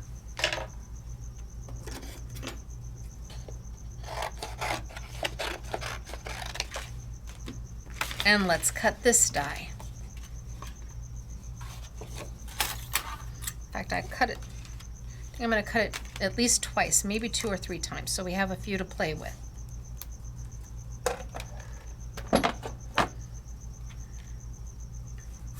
Think I can get 2 out of here? Why waste all that paper? I can get 2 out of here. And I'm going to send it on through.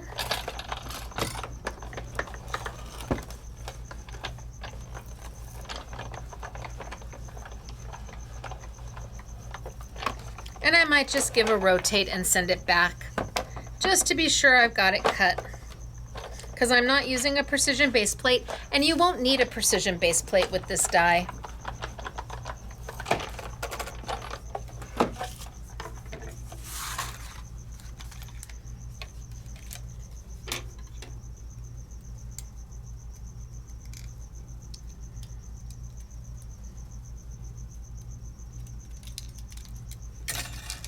All my little bits and pieces are going to fall out. Some of them fell out before I even got it out of the machine. So a die cutting machine is a fun little tool to have.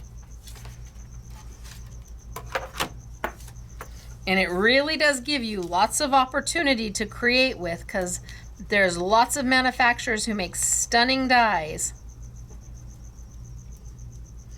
And most dies now are chemically etched dies, so wafer style dies. They call it a wafer die because it's this thin, wafer thin, and it's called a chemically etched die because that's the manufacturing process of it.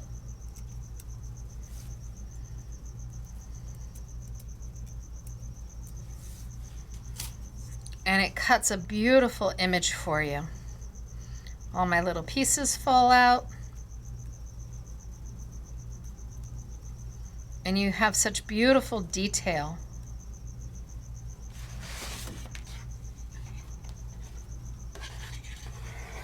Isn't that a stunner?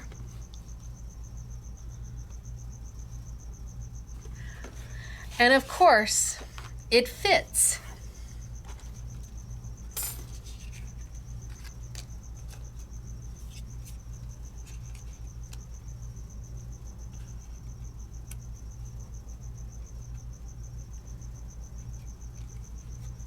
You can add it to your stencil.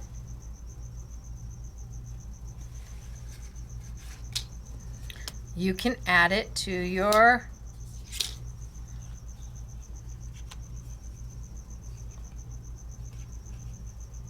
stamp and stencil.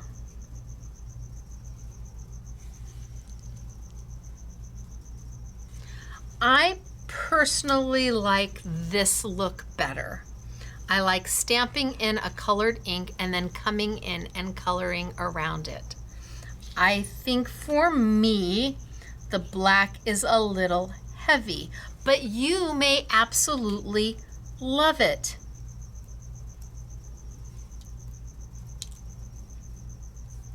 It does make a beautiful image. So let's take, and I'm going to die cut it one more time. And I have this to play with and this to play with. Oh, I have both of those to play with.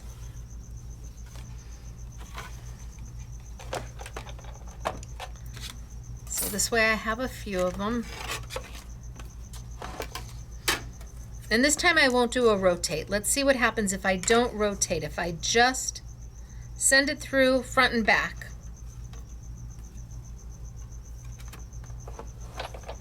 Let's live on the wild side, shall we?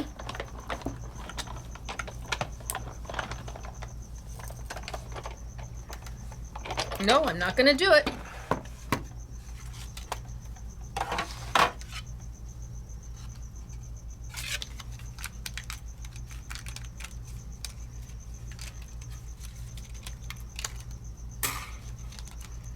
Yeah, nope.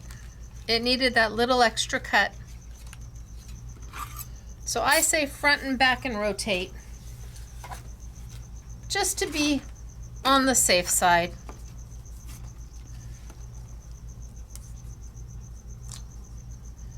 It's easier to do that than get frustrated that your die didn't cut, and it cuts beautifully front, back, and rotate.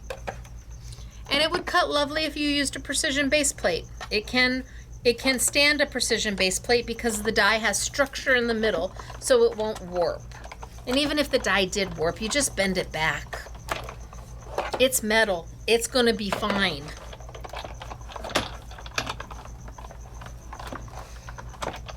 How many times have we had earrings where the metal bent a little bit and we had to straighten it out? It will be fine. Yeah, see, that's just so much better.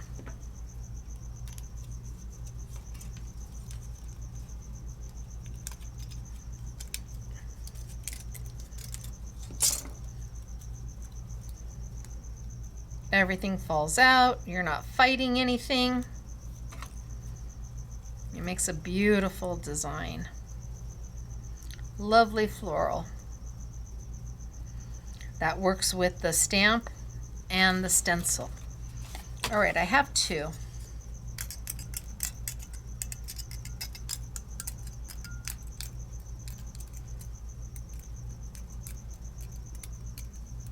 I'll leave that over there just because.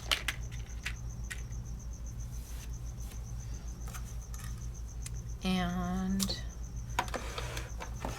where to go to next? I think the next thing I'm going to go to, so far we've done stamping with colored ink with my Pantones, which then makes everything waterproof. I hand painted this one after I stamped it, and I just used the exact same Pantone inks. I added a little bit of water and away I went. It was not hard at all. Took a little bit of my ink. I think I'm going to bring my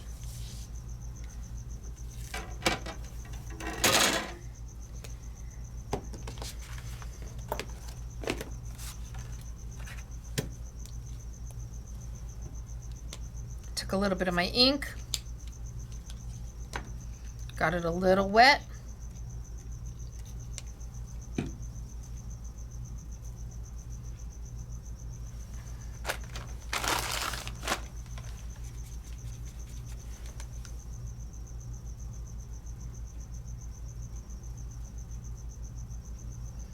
And came in here and lightly painted.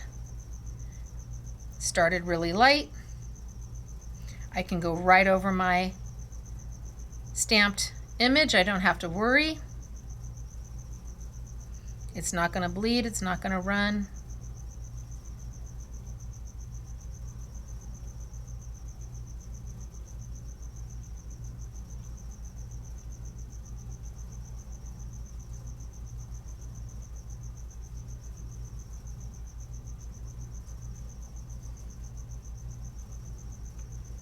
And then I can come back and start adding shadows and shading to it.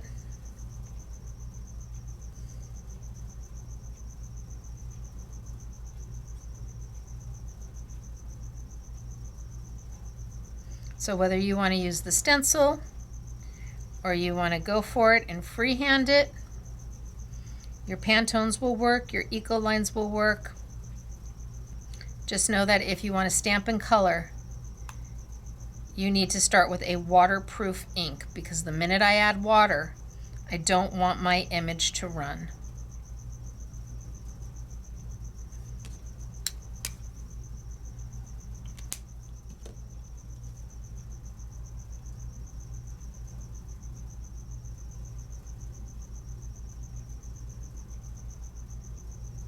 And because I'm using the same ink that I stamped with, the colors are perfect. So we did that, we stenciled, we die cut,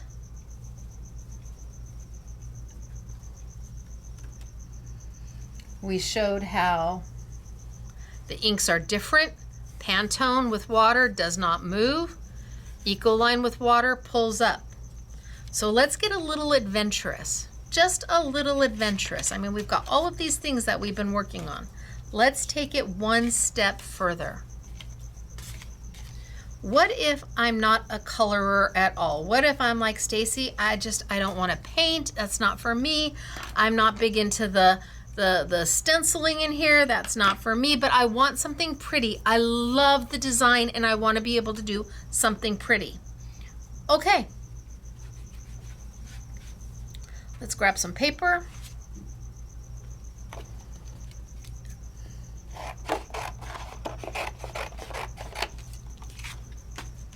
And let's drop some Pantone ink.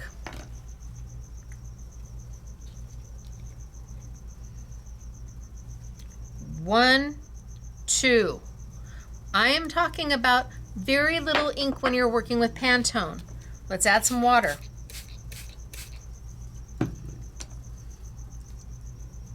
Kind of move it around. And let's go in and pick some up. Now remember, 2 drops and look at the color. I mean, that's bold. So I can either let it stay or I can just go in there and pick some of my color up if I want. Up to me. And then let's add another color. Oh, how about some pink? One drop.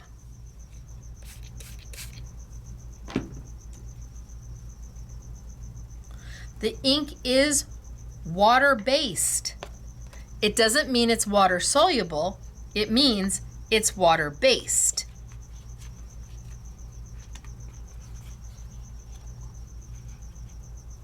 And let's pick some of that up.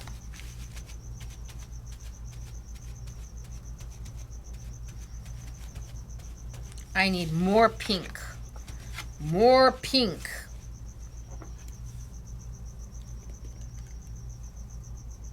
I'm gonna go wild. 2 drops.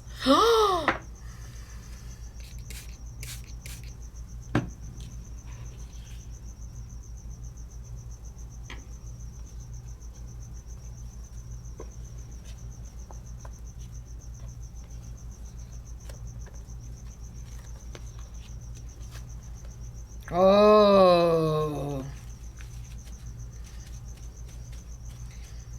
Now what you'll notice is that the colors layer. You can still see my yellow coming through my pink. And what if we go crazy? Maybe we'll add a little bit more yellow. A little bit more yellow.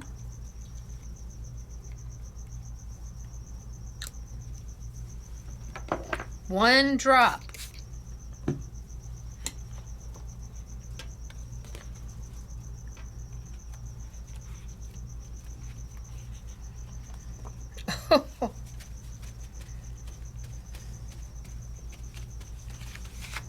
And now a little bit more pink. And I can just keep layering and layering. I am not on watercolor paper. I'm on 110-pound cardstock.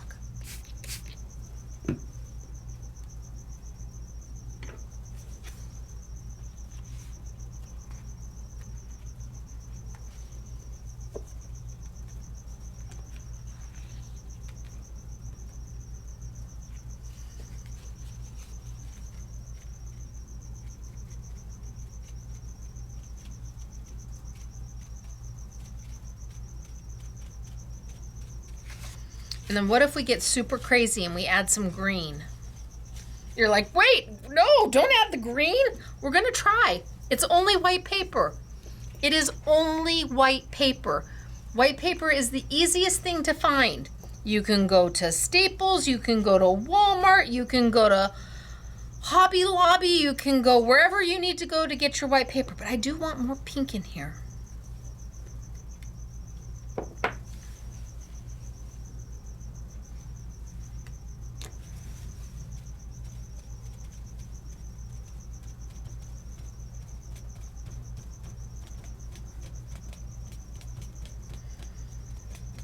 I just want more pink. So I'm gonna put it where I want it.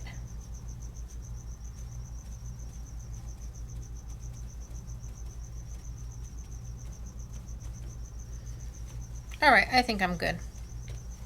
Just need a little more pink. Now let's try for some green. Now we could make the whole thing look like mud. Could, might, you never know. Don't know till you try. Ooh, is that a green? Ooh, one drop. Pantones. I am not using Ecoline. Ecoline, the colors would be softer. They would be bold and more transparent and blend more. I'm using Pantone because that's what I've got sitting here. And I don't want you to think that you can't use your Pantones.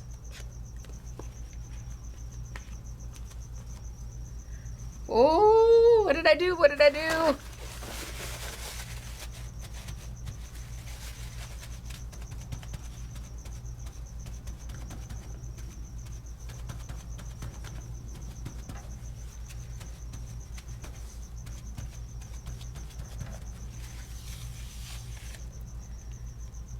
Okay, I'm not angry at it. I'm not mad at it.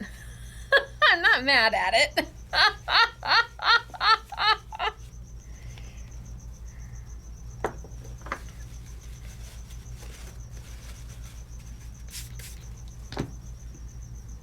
Not mad.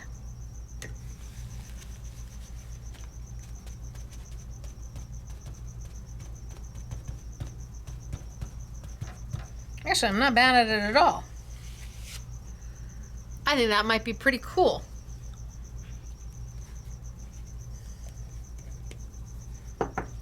And again, I'm still on just 110-pound white paper. Now my back has ink on it because I keep laying it down on top of ink and wet. But I can just keep going and going until my heart is happy.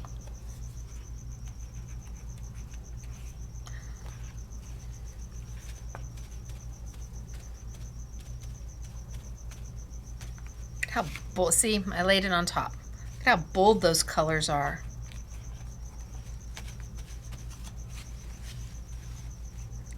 let's play. So I've got my sheet.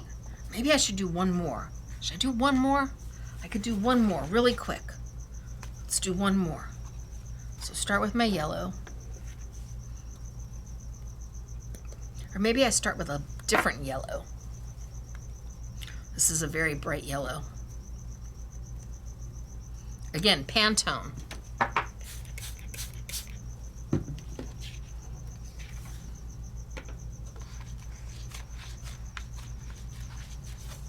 Oh, it's a happy yellow.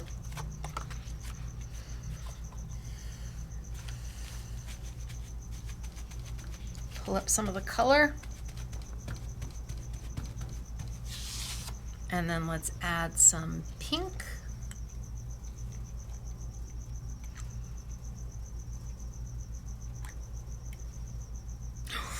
Okay, that was a lot of pink. I didn't mean to push my little pipette as much as I did, but that must be 4 drops out of a bottle. That must have 400 drops in it.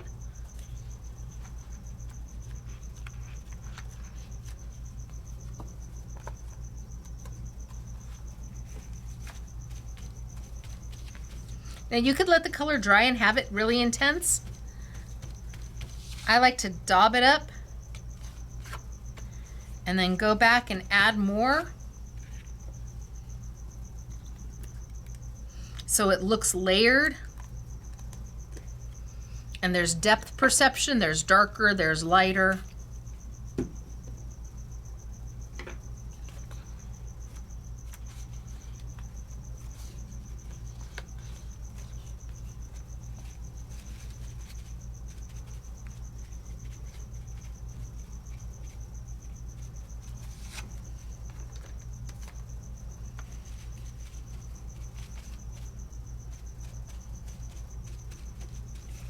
I need to use my rag to get in there and add some color. And then maybe a little bit more yellow. Now I'm not coloring. See, I added too much. I'm not coloring. I'm spraying and dabbing paper. This is not hard. There's no right and wrong to it. You just kind of go for it. See, I love how you start to get depth perception. And if I want more pink in there, I can just take my pink, put it right on my paper towel.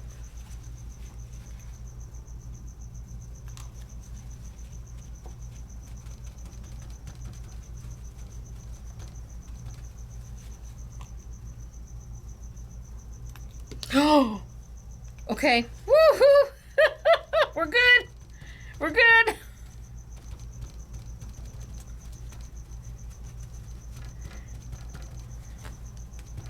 Okay, are we ready for some of our green?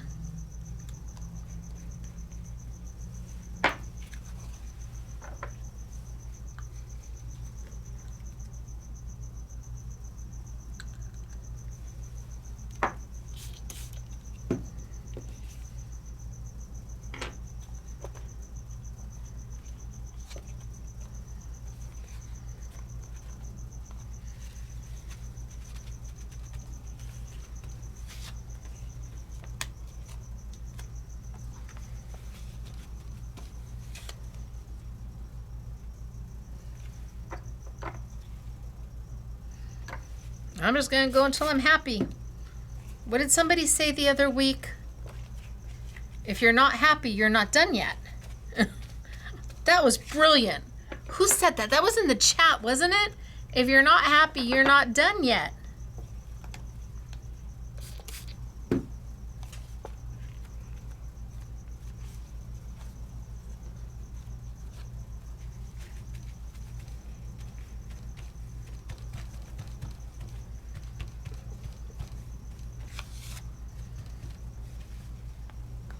Okay, I think I might be good. So I've got 2 of them to play with. This one's dry.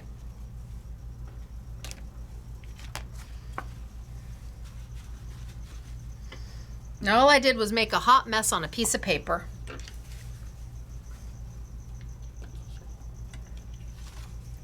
Until I decide to die cut.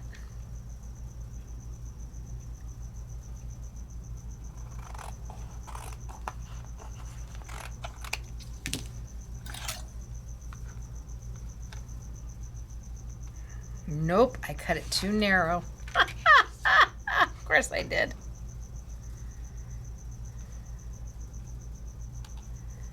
So what if I die cut here?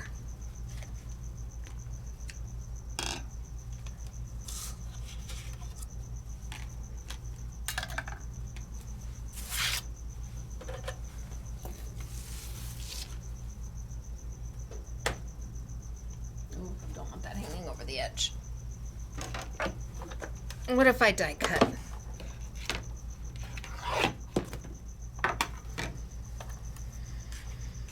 Just my background.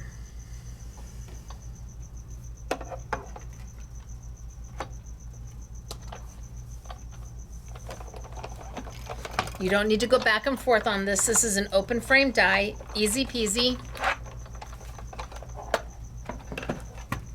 Boy, if I don't put some of my lids on.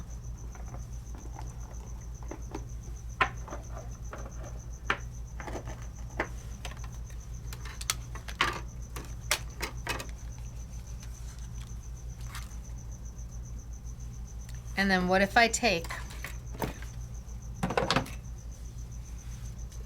my die cut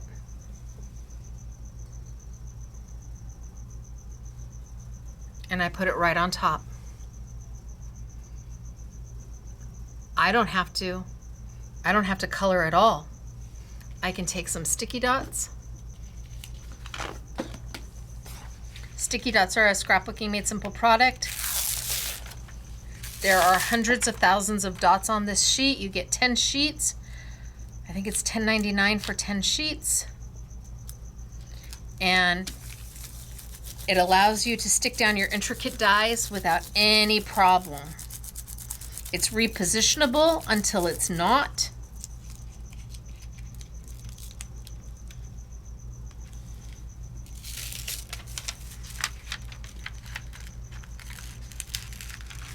And now there's lots of little sticky dots on the back.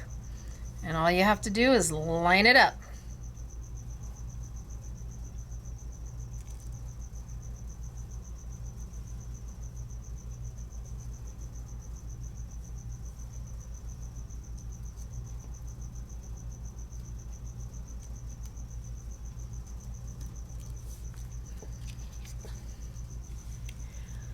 And I didn't color at all. I made a hot mess.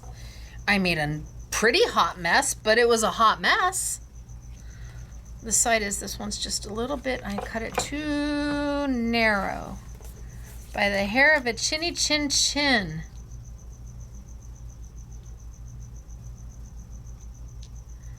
Oh.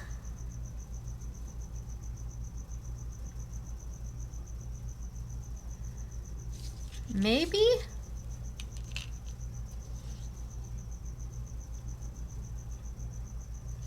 I think this way was better. But I do have this one over here.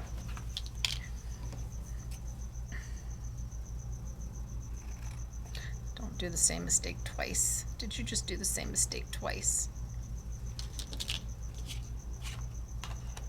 Yes, you did the same mistake twice.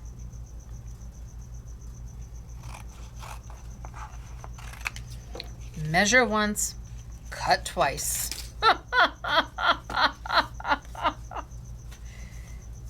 And let's see. So I like being able to just add some ink to some paper and not worry about coloring.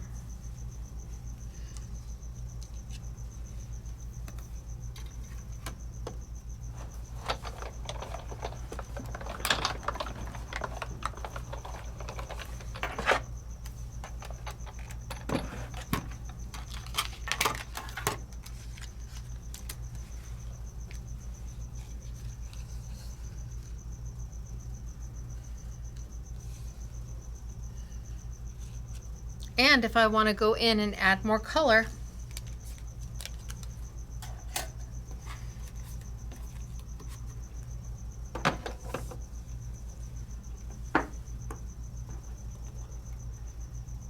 a little drop.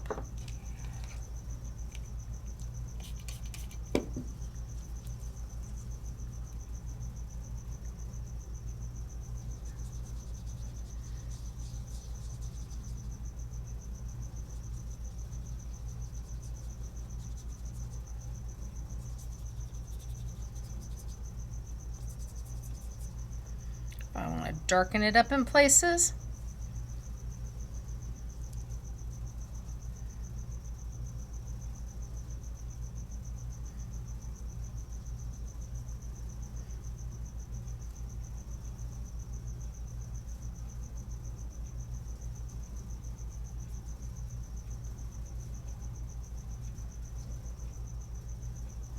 And I just add my color until my heart is happy.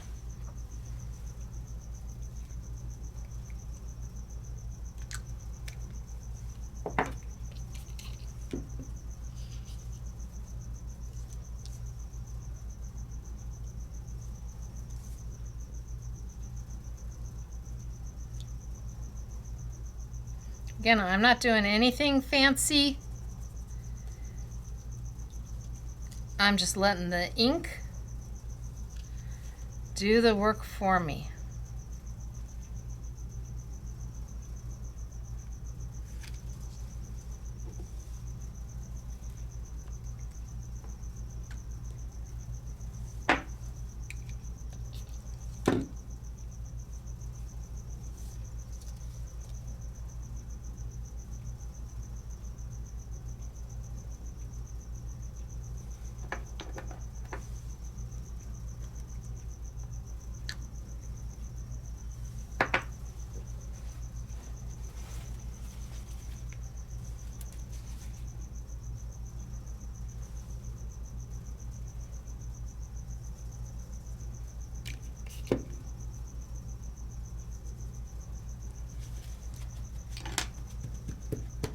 And I can have it look like a hot mess, because the minute I put my dye on top of it, it becomes something more than it was. It takes on a whole new look. It's beautiful. It's easy. And I didn't have to sit there and color, or paint. I just kind of let the ink do my work for me.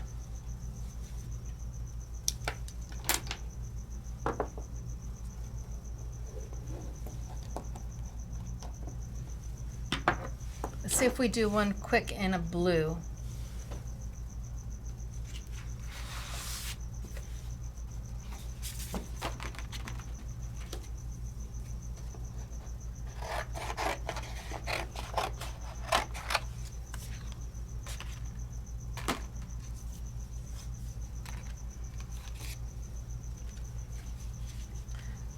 This back on over, and I'm going to drop some darker yellow. One.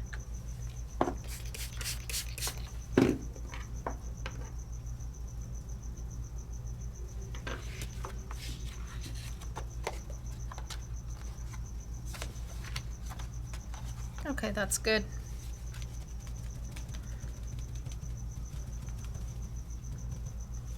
And then I'm going to drop some blue.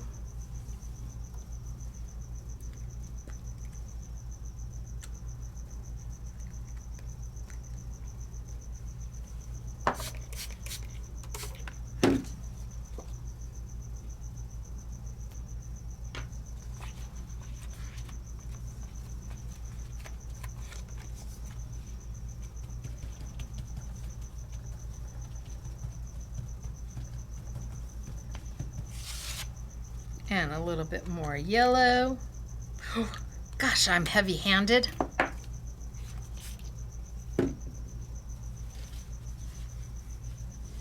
See along the backside. Ooh, it might be that the backsides are better than the fronts. Oh, nope, clean it. Clean up on aisle 9. I want that to be a true yellow. I don't want it to have any blue mixing into it. There, better.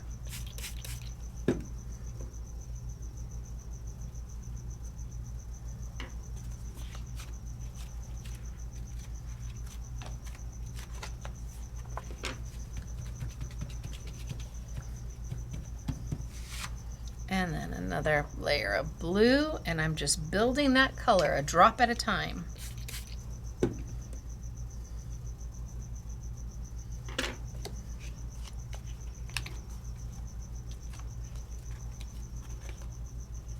Oh, look at that.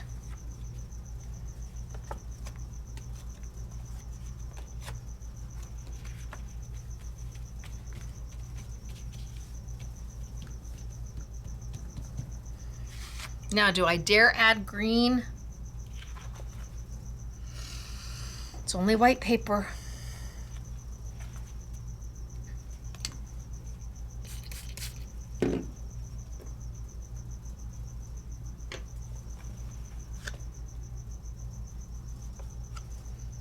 Do I? Maybe I add some pink. But you just wasted a whole drop, Stacey. I know, it was an entire drop.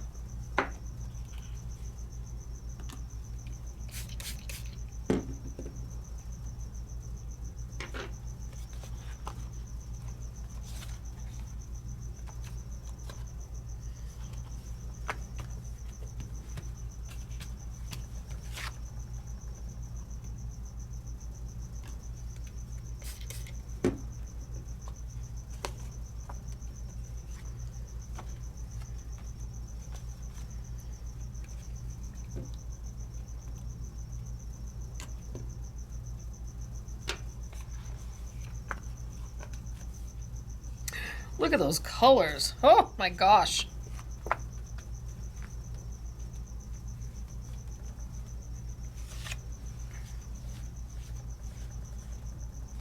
All right, let's see what we get.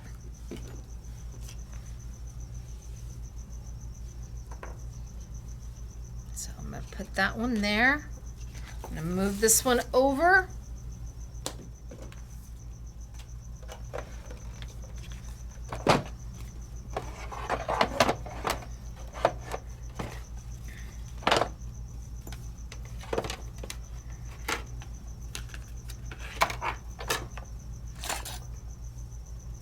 Bring over my solid.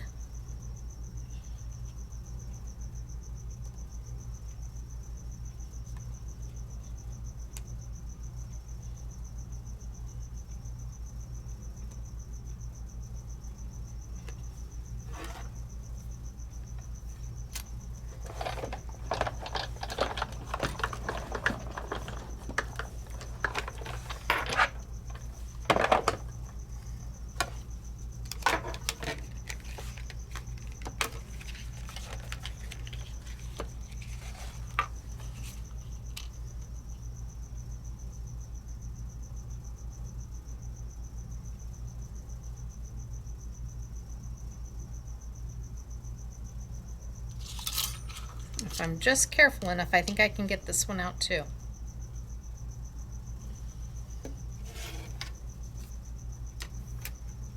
So your Pantones, you can add water to. They're going to have a more, it's going to take less ink and it's going to have a stronger look than your Ecolines, because Ecolines are a watercolor and Pantones are a pigment.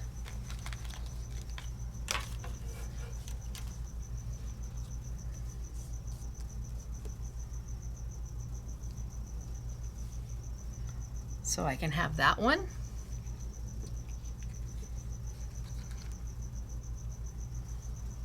Or I can have that one. Or I can have that one. Or I can have that one. Or I can have that.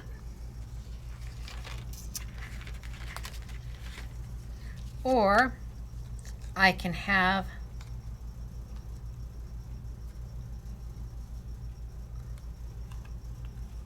that. Or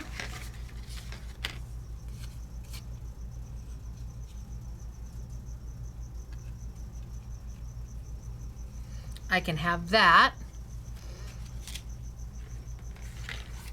Or I can have that. Or that. It's just a lot of options if you have the three that coordinate together. Now, I love the embossing folder because I think the embossing folder is stunning.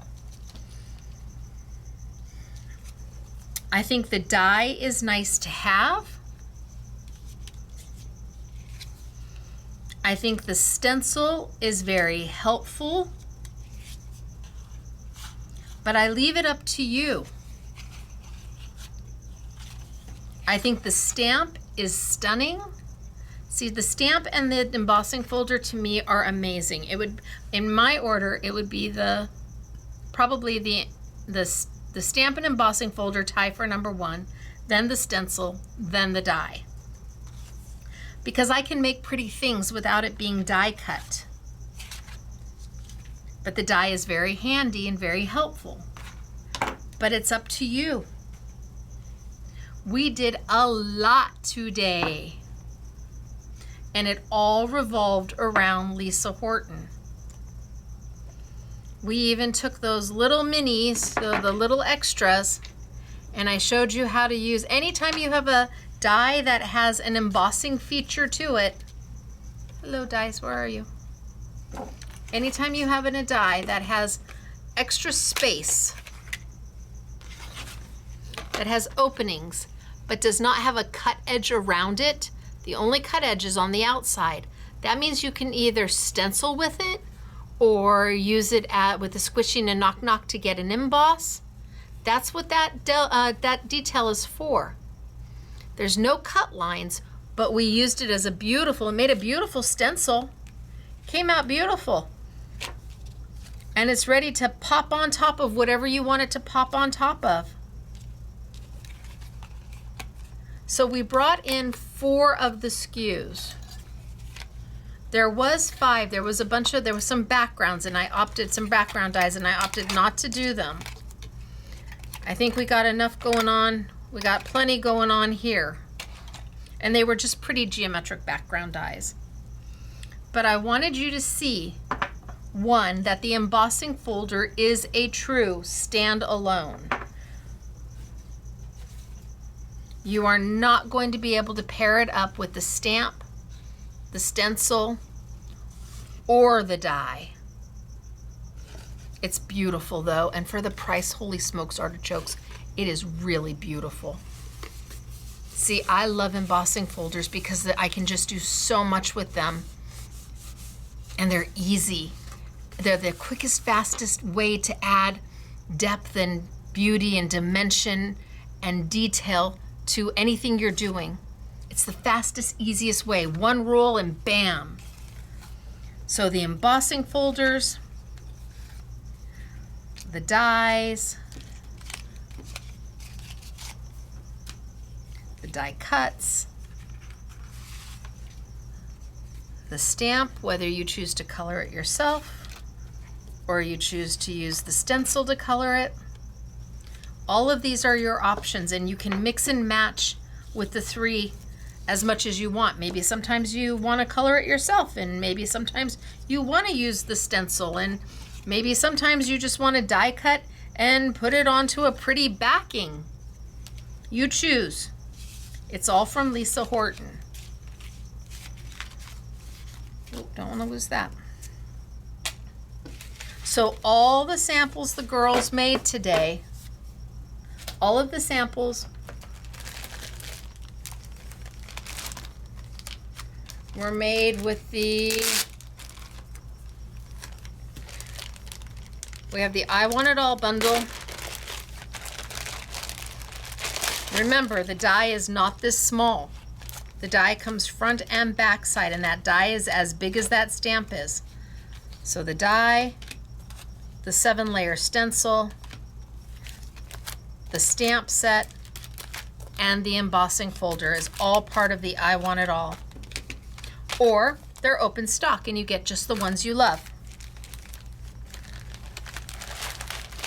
And then all the girls, they made all their samples using the new Lisa Horton paper, the white core, and we're bringing out the bright, the pastel, and the vintage. 3 of her, I think there's 6, and I have all 6 of them.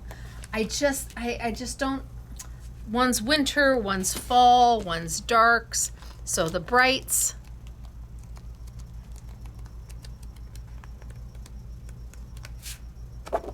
It's white quartz, the same color on both sides. The pastel. Isn't that lovely? That's so lovely. And what they're calling vintage. So a little more muted palette compared to the brights. So we have the paper on sale for you. We have the dies, the stamps, the stencils, the embossing folder on sale for you. We have the Talens Pantones on sale for you. Remember that the sets come in color story, and there's 9 to a box. They should be $76.50. We have them for $39.99. And our order, oh my gosh, it's taken forever, our order to get here, but it's on its way come Monday. I'm hoping by Friday everything is here for every order. I'm just hoping and keeping my fingers crossed. So they come in family sets. There's 9 different sets. You can get them open stock without question. We have all of that as well. The open stock is also on sale. The jars are only open stock. They don't come in sets. And they're also, I think they're $12 and $12.99, and I think we have them for $6.50. They're 50% off thanks to Royal Talens. That's the only reason why they're at that discount, is because Royal Talens said, we want you to teach Pantones. We want people to see how amazing they can be. But I didn't know how amazing they really were until I got my hands on them. So the Pantones are still on sale, but I don't know for how much longer. We've got the little blending brushes that I was using on sale, and we have just a few of the Sizzix sanding blocks left. So oodles for you to choose from, or you just hung for a good time and maybe you learned something. Maybe you picked up a new tip or trick or whatever. Make sure, you know, whatever was like, wow, maybe you're gonna see the samples and you're gonna scrap lift from one of the girls. Absolutely, don't reinvent the wheel.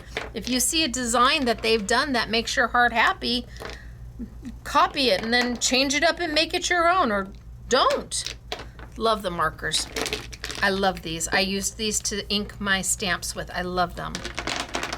All right, so samples from the girls.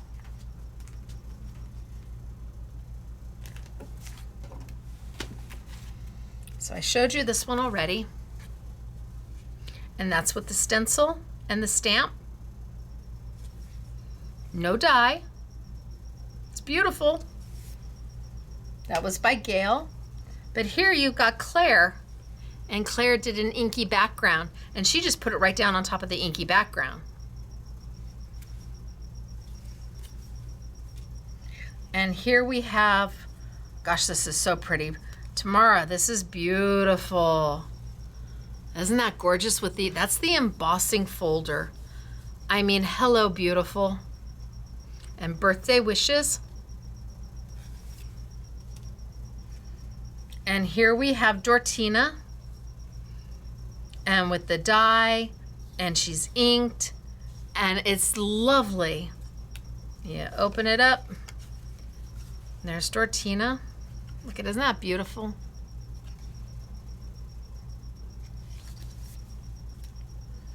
And here we have, Stacey and Patty. So I did the green. I did the embossing and I was inking, and I inked this with Pantone inks. And then Patty came in and finished it. Isn't that beautiful? And the birthday wishes come with the die set. And then this is Patty too. Isn't this beautiful? This is, and all of this paper is Lisa's paper. This is all Lisa's paper that we're using. So everything you're seeing is from Lisa's paper. Isn't that beautiful? She sanded. She added a little sparkle, birthday wishes.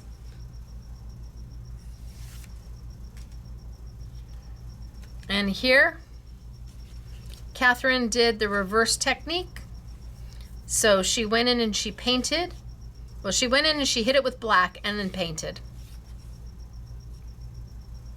And again, Lisa's paper doing all the matting. Oh, this is also Tamara. I think this is Lisa's paper. This obviously is not, but my goodness, that embossing folder is stunning. Oh, but I love this one. This is Catherine. Catherine, that's beautiful. So you've got the die, you've got the ink, the stencil. She used the stencil. She used the embossing folder as the backdrop. She used Lisa's paper. And then again, birthday wishes. I'm not sure who did this one, but they did it in the blue, her blue paper, and then they just hit it with a darker blue ink over the top just to bring up some of the definition.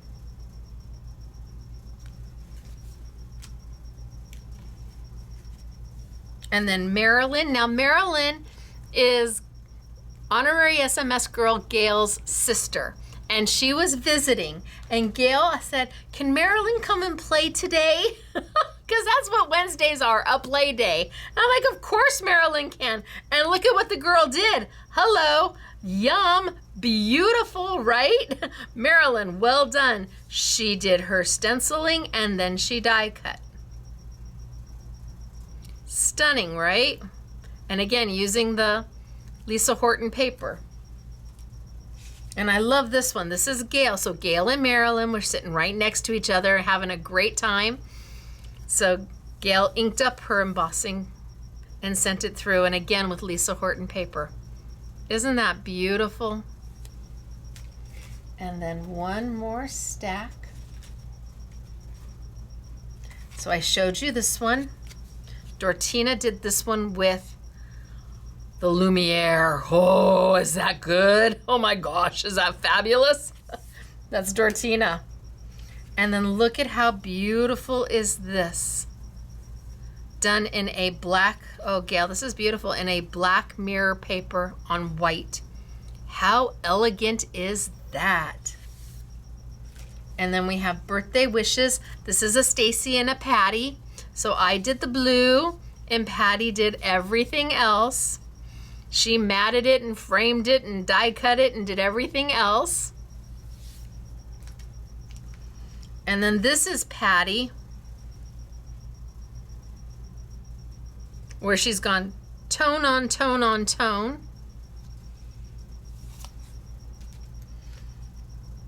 And this is Marilyn, where she just hit the leaves. She just went in and stenciled the leaves and let the flowers stay white. She just did a little accent here and a little accent there. No, she didn't stencil. You can't stencil. She had to hand do this.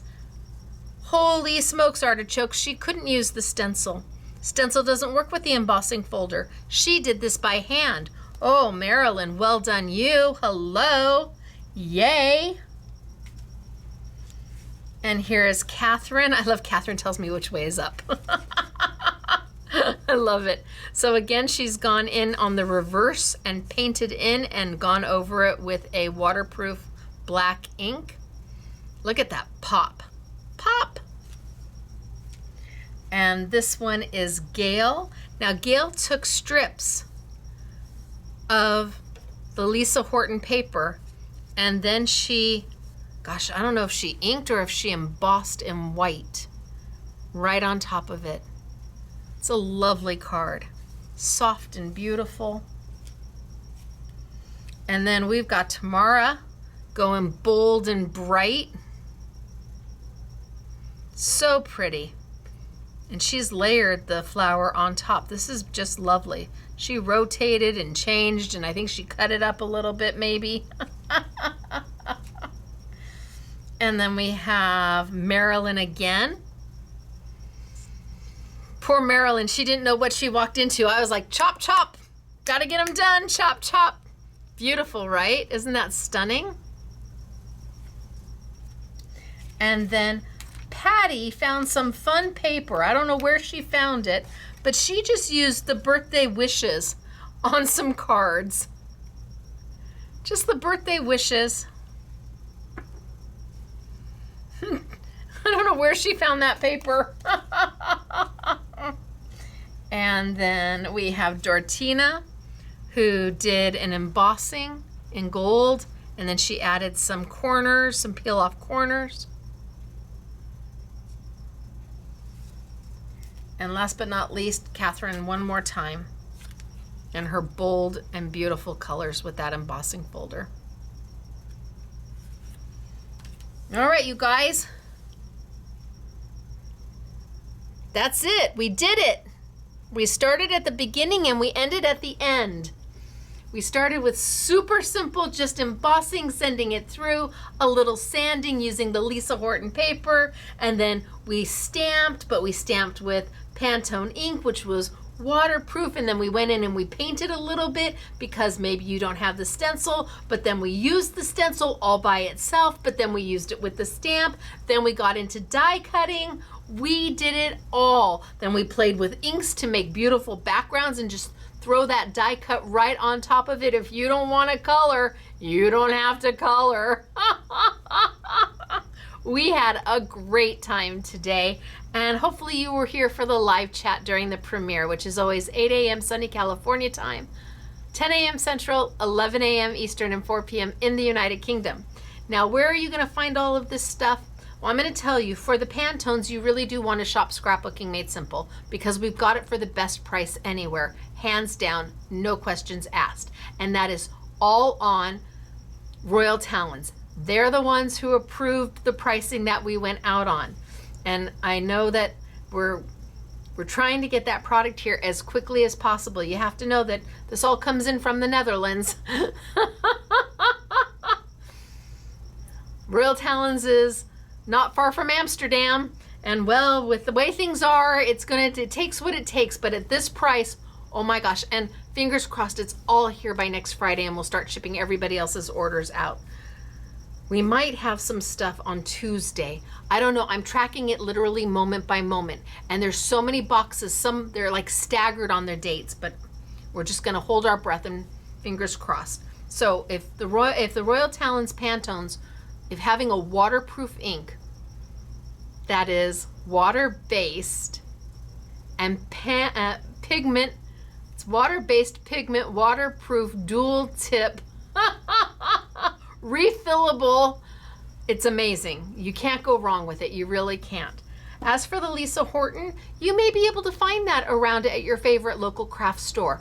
They may have it. Call them, ask them, see if they have it, and if they do, shop with them first for the Lisa Horton stuff. And if you can't find it locally, then come online and shop with a small independent online store like Scrapbooking Made Simple. There's lots of small independent online stores out there that would appreciate and really be wahoo kachoo over getting an order. I just know that this product can be a little tricky to get your hands on, and we only have so much of it.